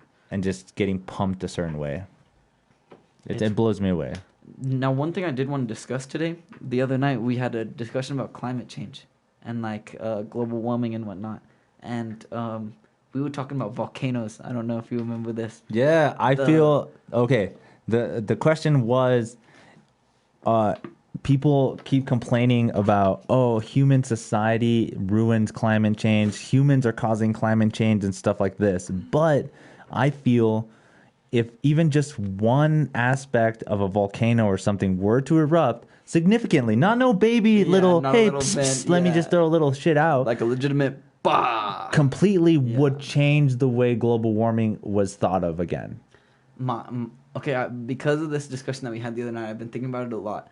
And my question is, because of greenhouse gases and whatnot, the atmosphere has gotten lower. On a term of like actual mileage, it's not as high as it was. It's not as far away as it was from us. I think that if the long volcano erupted, what if it could like shoot a hole through our atmosphere and just blow in fucking space gases? See, that would be crazy. Well, cause have you seen Spaceballs, right? Yeah. They had that little shield around their planet, and you'd open up a trap door, and you could suck out all the air. That's like my kind of thought process to it. Is it would literally shoot a hole through our atmosphere, and then there would just be that little suction point for the space gases and shit to flood in. And that blows me away too, because we see that kind of like in a plane. Like, if you're traveling super fast, any little opening will just literally cause so much gases and so much suction air to come in. And you got to think of it this way too. A plane goes 300 to 400 miles an hour. The Earth is going over 30,000 miles an hour. It's fucking going fast. Can't keep up. It's going super fast. So what would happen if that protective shield was gone? Can we deal with it? Let us know in the comment section below. One thing, so there's this, when you go to the moon, when you're on the moon, time flows differently than it does on the planet, correct? So my question is, like, would that technically be like immortality? Like, say you just sent me to the moon right now and I just stayed up there for, in my time, 10 years, came back and it was 60 years later. I'm still looking like I'm 28, you're looking like you're 100. And you, like, What the fuck? I don't see. How does that work? I thought it was more based off of how fast you're moving to get to the moon. So if you can get to the moon super fast, but the time spans here is a lot slower because you got there super fast. That's when light speed and stuff, if it ever does get discovered, it would be able to do that kind of stuff because you would travel so far to get to a certain place, but yet in light speed that literally takes thousands and thousands of years to get there. But in the opposite effect, it's a mental thing too because like we see time a certain way, but how is time really work?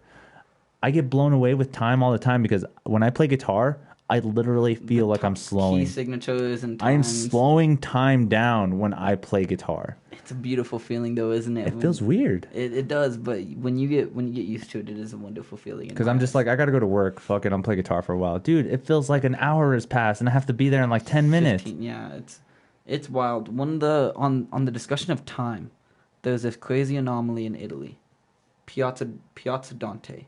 It's this little plaza square area, a bunch of bars and shit. There's a church. There's 2 clock towers on either side of the church. One is said to have been the time since time started. So it's not the same as the actual time in Italy. And there's this whole myth and legend behind it. I never really looked into it. I've just always been kind of perplexed by the idea of a clock that started when time did. Well, it kind of makes sense too because especially that's why we invented daylight savings and stuff. Because if we were to kind of just go with time in that same sense, 2 p.m. would be in the middle of the night. Yeah. And then we'd have to wait another 100 years for 2 p.m. to be in the day again. Yeah. So it would fuck us up rotationally. Yeah. It's because of that. It's because of the Earth's rotation. But especially with the whole, I don't know if you know about all the way that it rotates. It rotates in a circle, then it rotates around it. And then not only that, it has a wobble, so it causes a thing called precession. Yeah. So there's so many different aspects of it that are happening with this rotation that causes time to be different. Now, what is your opinion on so lately there's been a lot of the forest fires and whatnot.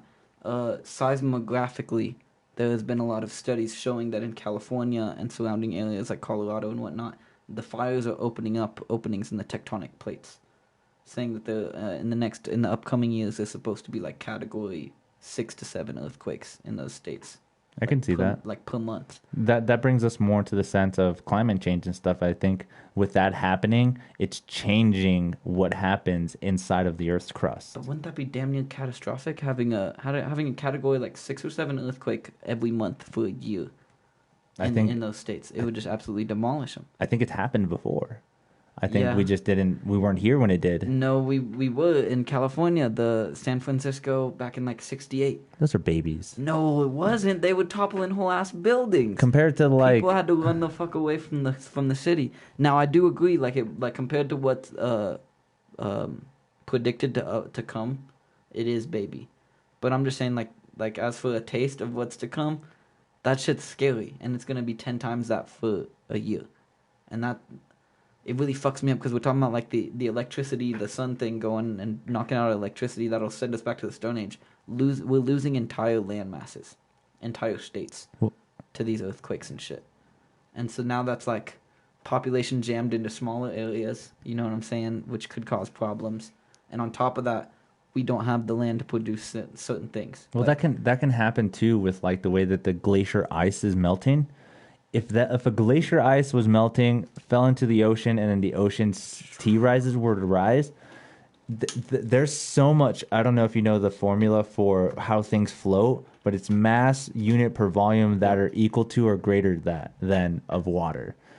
You know how much water is on the fucking planet?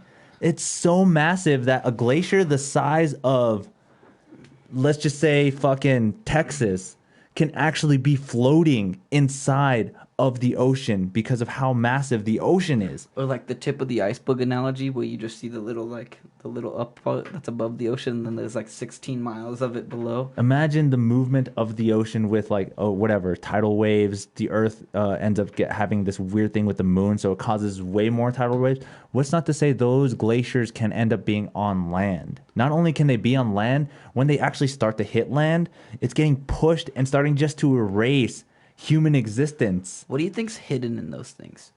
Because that's all like out of cartoons and movies, you always see like the glacier has something in it. I think There's there's always, like, probably a caveman. lot of human remains. Can you imagine finding like a whole city in an iceberg? Dude, we're Like still looking for Atlantic. Atlantis. Yeah, I was We're about still to say, looking for that, that'd be man. fucking crazy to me. I don't think it sunk. I just think it got frozen. And now it's Yeah. just floating somewhere out there.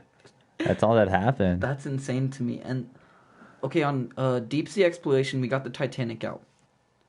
We found the Titanic and we got it out. Yeah. And yet we can't explore the rest of the ocean. Yeah, we can't even get close to what's the deepest, the Menorana Trench. I don't think I'm saying it right, but that's the Big deepest. old crevice in the ocean. Yeah, I know what you're talking We barely about. get there, and then think of it this way: the way that pressure works and stuff like that, dude. The resources that are gonna be in there, and the life sources. The and life shit source like is what that. blows me away the most. Fucking There, crazy. I'm pretty sure there are fish that can withstand that in a certain way that we would never, we haven't even seen yet, Can you imagine trying to like chop that fish's head off and it just like doinking off? right? Or it's just like a sickle freaking. Oh my god, it's just ridiculous. And see, life trips me out like that is because like what is it called? Adaptation. It's such a crazy fucking like you think like you learn about it when you're in school, like elementary school, like 3rd, 4th grade. I heard about it, and then in high school science for like a year, I heard about it. But adaptation is such an interesting and beneficial part to human life as well as every other life source that surrounds us. If you can't adapt to your surroundings and the shit that happens to you, then you're just gonna be left behind. Right. And that's a terrifying thought. So J and L said we should talk about. Oh, I did. It's a bit louder. Cryptozoology. Do you know about cryptozoology? Holy shit! What is okay? Uh, Give me a little insight, an idea, and I can probably take off from there. Here we go. The search and study of animals whose existence or survival is disputed or unsustained, Okay. such as the Loch Ness monster or the Yeti. Okay, and it's a pseudoscience. So, see, that's the thing, though, is like I feel like those animals and stuff have been out there, or they have probably had that kind of array, but we're just through history and through time, they just don't exist anymore. What I think is really fucking crazy is there was a lot of shit growing up where I didn't like watching Looney Tunes. Mhm. I didn't know Tasmanian devils were real. Oh, dude, same here. And they're legitimate fucking creatures. They're dope, but like Wolverines. and they're legit. They are legit creatures. So like cryptozoology, it's kind of a fucked up thing to me because like there have been so many times where I didn't think things were real already, and then I discovered they were. So I can't deny the, you know, like the Like the chupacabra, yeah, Bigfoot. I can't deny any of that. There are pictures of all of them. I mean, not saying they're like not CGI'd or whatever, but there are pictures of all of them. Some people say that they've seen it and shit. Yeah. I can't just say like, oh, you're lying. And that's the 'cause I don't beautiful know. thing about that too, is like myths and legends were all brought from those things. Like, do we start to denounce like Native American culture and stuff just because it's a far-fetched idea? Like, oh, that sounds weird. They would never have said that. But those stories have been passed down so generations from generations from generations. Like, what's not to say they did exist or they were real? Someone was talking to me about dragons, the Chinese concept of dragons. Oh, I think it was that at the open mic? Do you remember what I'm talking about? Okay, I Yeah. think so. I can't remember all the Yeah. conversations I have, to be honest with you. I remember somebody saying shit about Dragons. yeah, and the fact that like Chinese culture. how would you make that up? Yeah. And throughout history, throughout the stories they've told, all the tales, all the legends, dragons almost always appear in Chinese history, in English, in like the, I don't want to say United Kingdoms, it was England, English history, like the knights went and fought a dragon. So where the fuck did that? That's not an imaginative thing. That had to be real. Whether or not there's evidence or not, there's no way that every person in every part of the world thought about that at the same time, or That's- like through different times. That's true. It's crazy to me. Especially, yeah, I love that example is like in China they have these dragons, but yet in all the way in Aztec and Mayan culture they have dragons in their sense too. Okay, give it a flying lizard, whatever. Yeah. It still has that same attributes and same idea as a dragon. Another weird thing is I've heard people try to deny the evidence of dinosaurs. Oh, that's Well, we have literal bones, like literal like remains of these animals, knowing that they, even if they didn't look exactly like we thought they did, or if they were named something else back in those times. how you whatever. still describe something that huge. Literally. And how do you deny it when there's bones, when there's evidence, when there's like research put behind it? I don't get shit like that. I think it's the more of a closed-minded ideas. Like if you have more people thinking, then that means more people want to be their own individual person.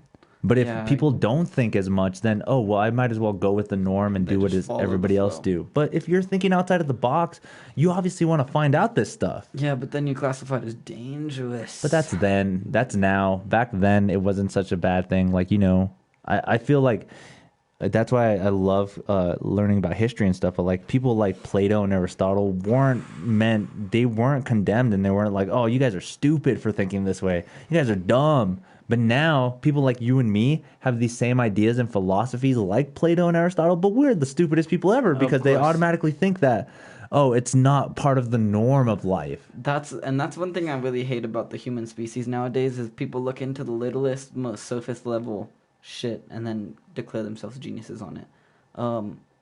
My brother loved Friedrich Nietzsche, okay, his nihilistic outputs and everything like that.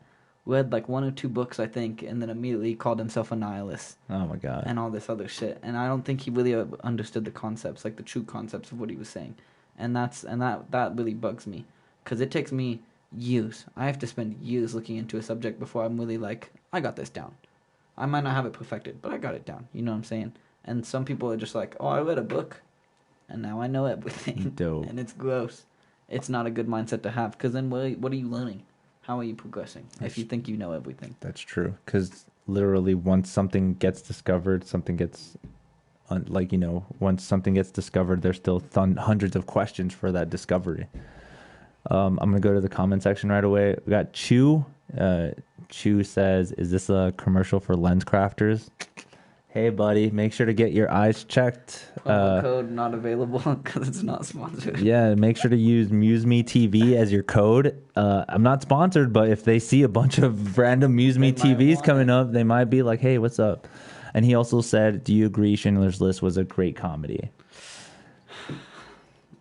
See, this is tough for me because I got kicked out of my 8th grade year because in language class we were reading the book Night by someone Lavelle or some shit like that, and there's this part in the book, he's talking as an air raid coming over the concentration camp right before they got served food. Yeah. So the people dropped everything and went and hid. And outside of one of the cabins was the big, like, pot of soup or whatever they were going to feed for them to that day. So while the air raid was happening, one of the Jewish prisoners, malnourished and shit, like, crawled out on all fours to the pot, went to like drink some and died while trying to drink some, fell into the pot, and all that happened was the Germans just like took his body out of the pot and kept serving the food. Oh man. And that's fucked up. But as an 8th grader being high as fuck in class, I was like, that's messed up, man. Yeah. And everybody was like, you should not laugh at that. And I'm like, I'm sorry, like I don't know how else to take it. And people don't understand the way the human mind works, where like, again, your upbringing, my upbringing were kind of like tragic, so why not try to make humorous of things that you don't know about? Literally. You don't know about it. You've never encountered anything like that, so how am I supposed to know the feeling of something like that? Neuralinks. One of my favorite things is the judgment of people. As a white person, the one thing I get the most is like, you were privileged growing up, and I definitely could have been. I like I told you at the beginning, I definitely could have been, but I chose not to, and so I hate when people say that about me because I'm like, I hear you, man. Like, yeah, it could have happened, but I chose my own path, and I feel like that was really a good thing for me because, fuck, I hate judgment. I hate when people judge. Dude, all that stuff that you see in the living room, that stuff wasn't given to me. That stuff wasn't... I had to work so hard for that shit, dude. Especially from where I came from, man. It's just ridiculous. But then I have people like, oh, you've probably had all that stuff your whole life, or, oh, you look like you've had everything your whole life. I'm just like, bro, this is why your aspect of life is different than mine. Do you know how many hardwood floors I've slept on and nights I've gone without food? Like, don't tell me that I've had this shit all my life, because this is not like that. Yeah, you don't know what I've been through. And plus, I get this account all the times, like, oh, you look like you're 19. How do you have all this stuff? Bro, I'm fucking 30. I have not only do I have great genetics, I take that as an advantage of to what's coming up next. Great genetics. Dude, look at this. Good. Yeah, no, that is good. We look similar in age. Like, yeah, we'd be hanging out after school or something, Literally. you know, like just that's fucking but you're like 2 grades under me or something. It's so crazy to think about. JNL says, who built Easter Island? Do you know anything about Easter Island? This is a really cool topic for me to speak on. In Georgia, there are The Georgia rhinestones? Yeah. That shit scares me. Oh, dude, looking into that shit, it's fucking weird. It's weird and like maliciously evil, but it's so underground and kept secret. And Easter Island's on that same shit, where it was meticulously planned and fucking created by Somebody. geniuses, Something. absolute geniuses. But it's so fucked up. But the Georgia one is a little bit more scarier because it literally says message. that the population shouldn't reach a certain amount, that like the way that I love how it's written in so many different languages too. They're like, oh, so every language that was around at that time was written out. Yeah, so you're trying to actually portray this message to the world. In this sense, this is a message that we still have to decode. What stupidly blows my mind is that like with Easter Island and the Georgia Linestones, no one knows how they got there. Yeah. Like, how did someone take all the time to chisel that shit out in those, like, to chisel out these faces, to chisel out those codes, those rules and whatnot, and then put them up without anyone seeing or noticing? I'd trip the fuck out. Imagine walking out into your backyard one day and just seeing fucking a giant stone statue of something just sitting there, and you're like, how the must fuck have gotten hammered last night. I don't even remember. I've been here my whole life and this barely showed up. And I could just imagine with these too. But again, this is a speculative story that we can never understand or know because that part of history is gone. That's why I'm waiting for, dude, when time travel gets invented. I have this idea of like when time travel gets invented, I'm hoping invisibility is right there with it, because I would invisibly go around to every time period that I'd ever want to, and just sit in the sidelines, the shit that where shit really happened. I'd sit in Adolf Hitler's office for hours, dude, days on end, just hearing the shit that he came up with, because to eliminate that many people without like that conscious growing on you, there had to be been a different type of person. Yeah, there had to been something going on more. I don't want to say spiritually, but even just in another sense that we can't understand. Well, Hitler, I've always been a controversial person to speak about on, is because I don't think, like, what he did was wrong, definitely, but his ideals were there. You know, like, he was just trying to create a perfect world. As much as that must have been, like, a fucked up idea of him, like, killing off all those people, just the thought of creating a perfect world, even if it was just his perfect world, is an idea that I can somewhat support. And this blows me away too, is that like Hitler's adaptation of the perfect person is actually one of the alien races that has been out there. They're called the Pleiadians. Confirmed. The Pleiadians, dude. Dominant, white, blue-eyed aliens. Like, that blows me away. Just the idea that we have this idea of an alien out there that's just pure white with blue eyes is not crazy to think that maybe he was visited by something that he couldn't understand. How many times do people say that they're visited by an alien and it changed their whole perspective of life? Well, can you imagine some of these people being aliens? Like, Adolf Hitler isn't a human. Because what human has done that Well, before? look at where we're at with Elon Musk, man. Literally. Like, that type of shit where you just didn't expect it to come, especially so soon, and how it happens. And then you're like, there's no way that could be a human doing that. Yeah. What's a good example? Hitler's a good example to me. I'm trying to think of someone else. I can't off the top of my head. One situation that really fucks me up historically is Cleopatra. Have you ever looked into that? How she became... I mean, little stories like how and she would stuff. like fuck her brothers to remain in power and to blackmail them and to get things that she wanted. Yeah, see, I didn't know that much. Yeah, dude. Like she was incestually driven to her power. It was gross.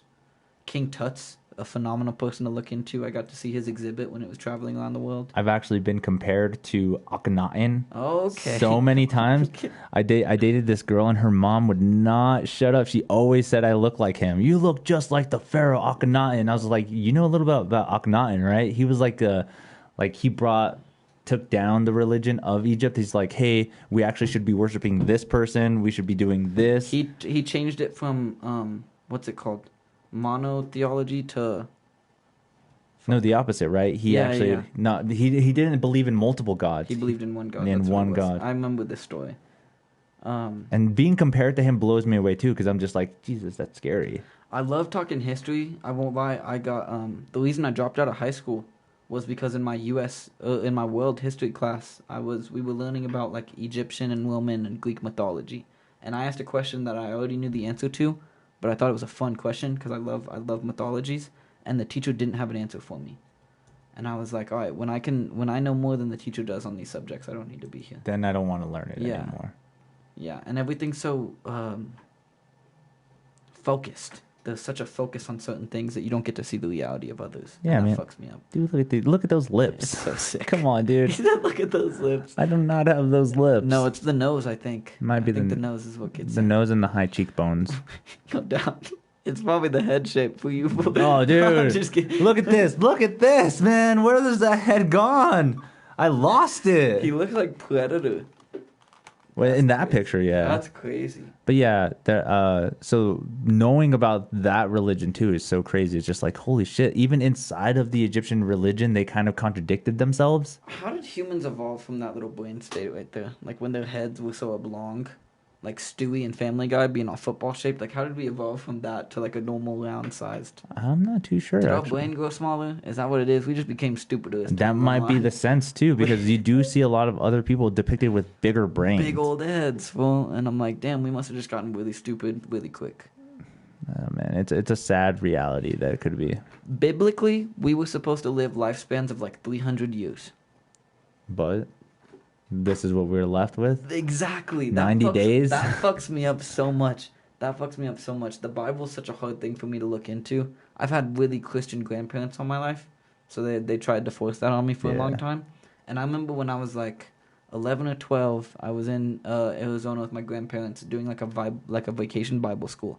And I was talking to some of the parents about Modern Family when that was still like a big show. And we were discussing the gay part about it. And as like a 6 or 7 year old, as like an 11 or 12-year-old, I was like, what's wrong with that? You know what I'm saying? Like, what's wrong with the whole gay thing? And as Christians, as deep-hearted Christians, they were like, it's a sin. Like, you don't reproduce, so what's the point? Right. With overpopulation and all that, why do we need to keep reproducing as rapidly as we have been? Like, why can't we just, even if it's just for this period of time, like, why can't we just let people do what they're doing? Is my thing. I mean, at some point, if our population shrinks up too small, then we can just go back to fucking like jackrabbits, literally, like fucking like jackrabbits. But for right now, with how many people we have and whatnot, and all the problems that we already have, why do we need to keep bringing more people into it? If they're gay, let them be happy and not reproduce. I guess it's in the sense too that you never know what the next offspring or something can bring to the table. Like again, it might be more than likely out of the chances it's going to be the same replication of your mother and father, but there have been those times where it's just a great adaptation of something new, something amazing that we just didn't know was capable. That's what. Oh, I'm hoping for my kid, man. When that kid comes out, I swear to God, I'm gonna do everything I can. Discipline. Not only that, but Discipline. I'm gonna have him reading by the age of like 3 or 4, like crazy books. They say now too you should be introducing them to like musical sounds inside of the womb. Inside of the womb, like Inside just of the toss womb. headphones on her stomach and let that or shit have play. her listen to it all, like, you know, have music going on pretty loudly and stuff. I'm gonna do that to it, but I'm gonna make my own playlist, and There it's you just gonna go, be all yeah. like old school hip hop. Go straight from Tupac and then Biggie, and then all of a sudden you hear like Wu-Tang. Out of nowhere you'll just hear a Van Halen, but it's in there. Yeah, we'll throw Leonard Skinner in there somewhere. Just to get some feels. You got to Yeah, feel too. Yeah. One thing I've really thought about is like, as a comedic aspect, how am I gonna teach my kid to be funny when I don't think I'm that funny? Like that's one thing that stresses me out, is because like my dad's known for being hilarious. Everyone that knows him thinks he's the funniest dude around. My mom is known to be pretty funny. I'm known, like people around me have told me that I'm pretty funny. I don't think I'm that funny. I need my kid to be funny. Then it's a personal perspective at that love- point. Because And- if generationally, if you guys have been funny, it's gonna keep passing down.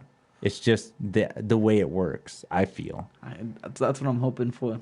But then again, who knows? You could be like, Yeah, because what if my dude just comes out talking like Stephen Hawking, pissed, just dead straight, or he's just colorblind. diabetic, fool? It's I can't crazy. imagine. It's crazy, but shouldn't be something that is deterred away from, because that means that perspective of life is just unique and different in another sense. That's also one thing I'm very excited about, is if my kid does come out any type of fucked up, I'm just gonna have to look at it in the best light possible.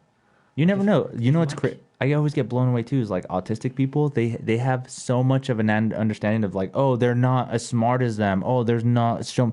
Dude, there's autistic people that can recite poetry like beast. Photographic memories and Dude, shit like that. so many different talents. At perfect pitch. Dude, I wish I had Oh perfect my pitch. God. I want perfect pitch so bad, but no, it's only associated with certain aspects of the way the life brings up. Okay, maybe you do have to be a little fucked up to be a little more gifted than the next person. By the way, I wanna say good job on that joke that you made the other night on the perfect pitch thing. I forgot about that until you just brought it up. Yeah, again. it's still a little bit on the works. Yeah, but you're getting there. Everybody sure. gets it, especially if you know what you're hearing, you want to hear something good. I've thought about if I have a kid that's autistic, I'm gonna train that motherfucker like a beast. It's gonna be the next fucking Marshawn Lynch or some shit. Like, he's gonna be a beast, and I'm gonna send that kid to the Special Olympics, and he's gonna do every single event and win all of them, and just be this top prize lipped ass autistic kid. But it's gonna be dope. I'm gonna make his life awesome. He's gonna make his life awesome. He's gonna make his life awesome. That's facts. And you're just gonna support in your own way. Because I mean, that's the cool thing about being a parent is like you just protein shake. You have so much knowledge to give to them. And I feel like I'm gonna be one of those parents that teaches him all the wrong things, and that's how he's gonna learn how to do the right thing. I feel like that's why I'm so good, is because I grew up knowing all the wrong things, and then I know that that's bad, so I'm just like, yeah, I better not do that because I know that's bad, or all the wrong things. But I also know, as like personally, I'm a man that learns from experience. So you can tell me, hey, don't touch that pot, it's hot, and I'm still gonna be like, oh, really, is it? It's an experience thing. I have to experience, and I feel like my kid's gonna be the same way. So I'm just gonna tell him, like, this shit's stupid, so be safe. Or it's even worse now too, especially like, oh, you can't go outside, or oh, you can't play with sharp objects, or oh, you can't do any of this stuff, and then it turns it into like a blanket kind of covering, so that they never really discover what pain is. They never really discover what emotional trauma is. One of the big things that blows me away is sports. If your kid joins sports and they're like, hey, we're not going to keep track of the who wins, we're not going to keep track of who scores a goal. Why the fuck not? What's the point? You have to feel the emotion of trying hard. You have to feel the emotion of loss. You have to feel the emotion of gratitude. That all comes from those little niches in school, from niches in playing with social anxiety. That all comes out. It blows me away. I was about to say, meeting people that did like private schooling or like online schooling compared to people that went to like public schools and shit, you realize the social differences between them. Yeah. And that really blows me away, because people that do online school are so closed, or they're so open that it's like dangerous.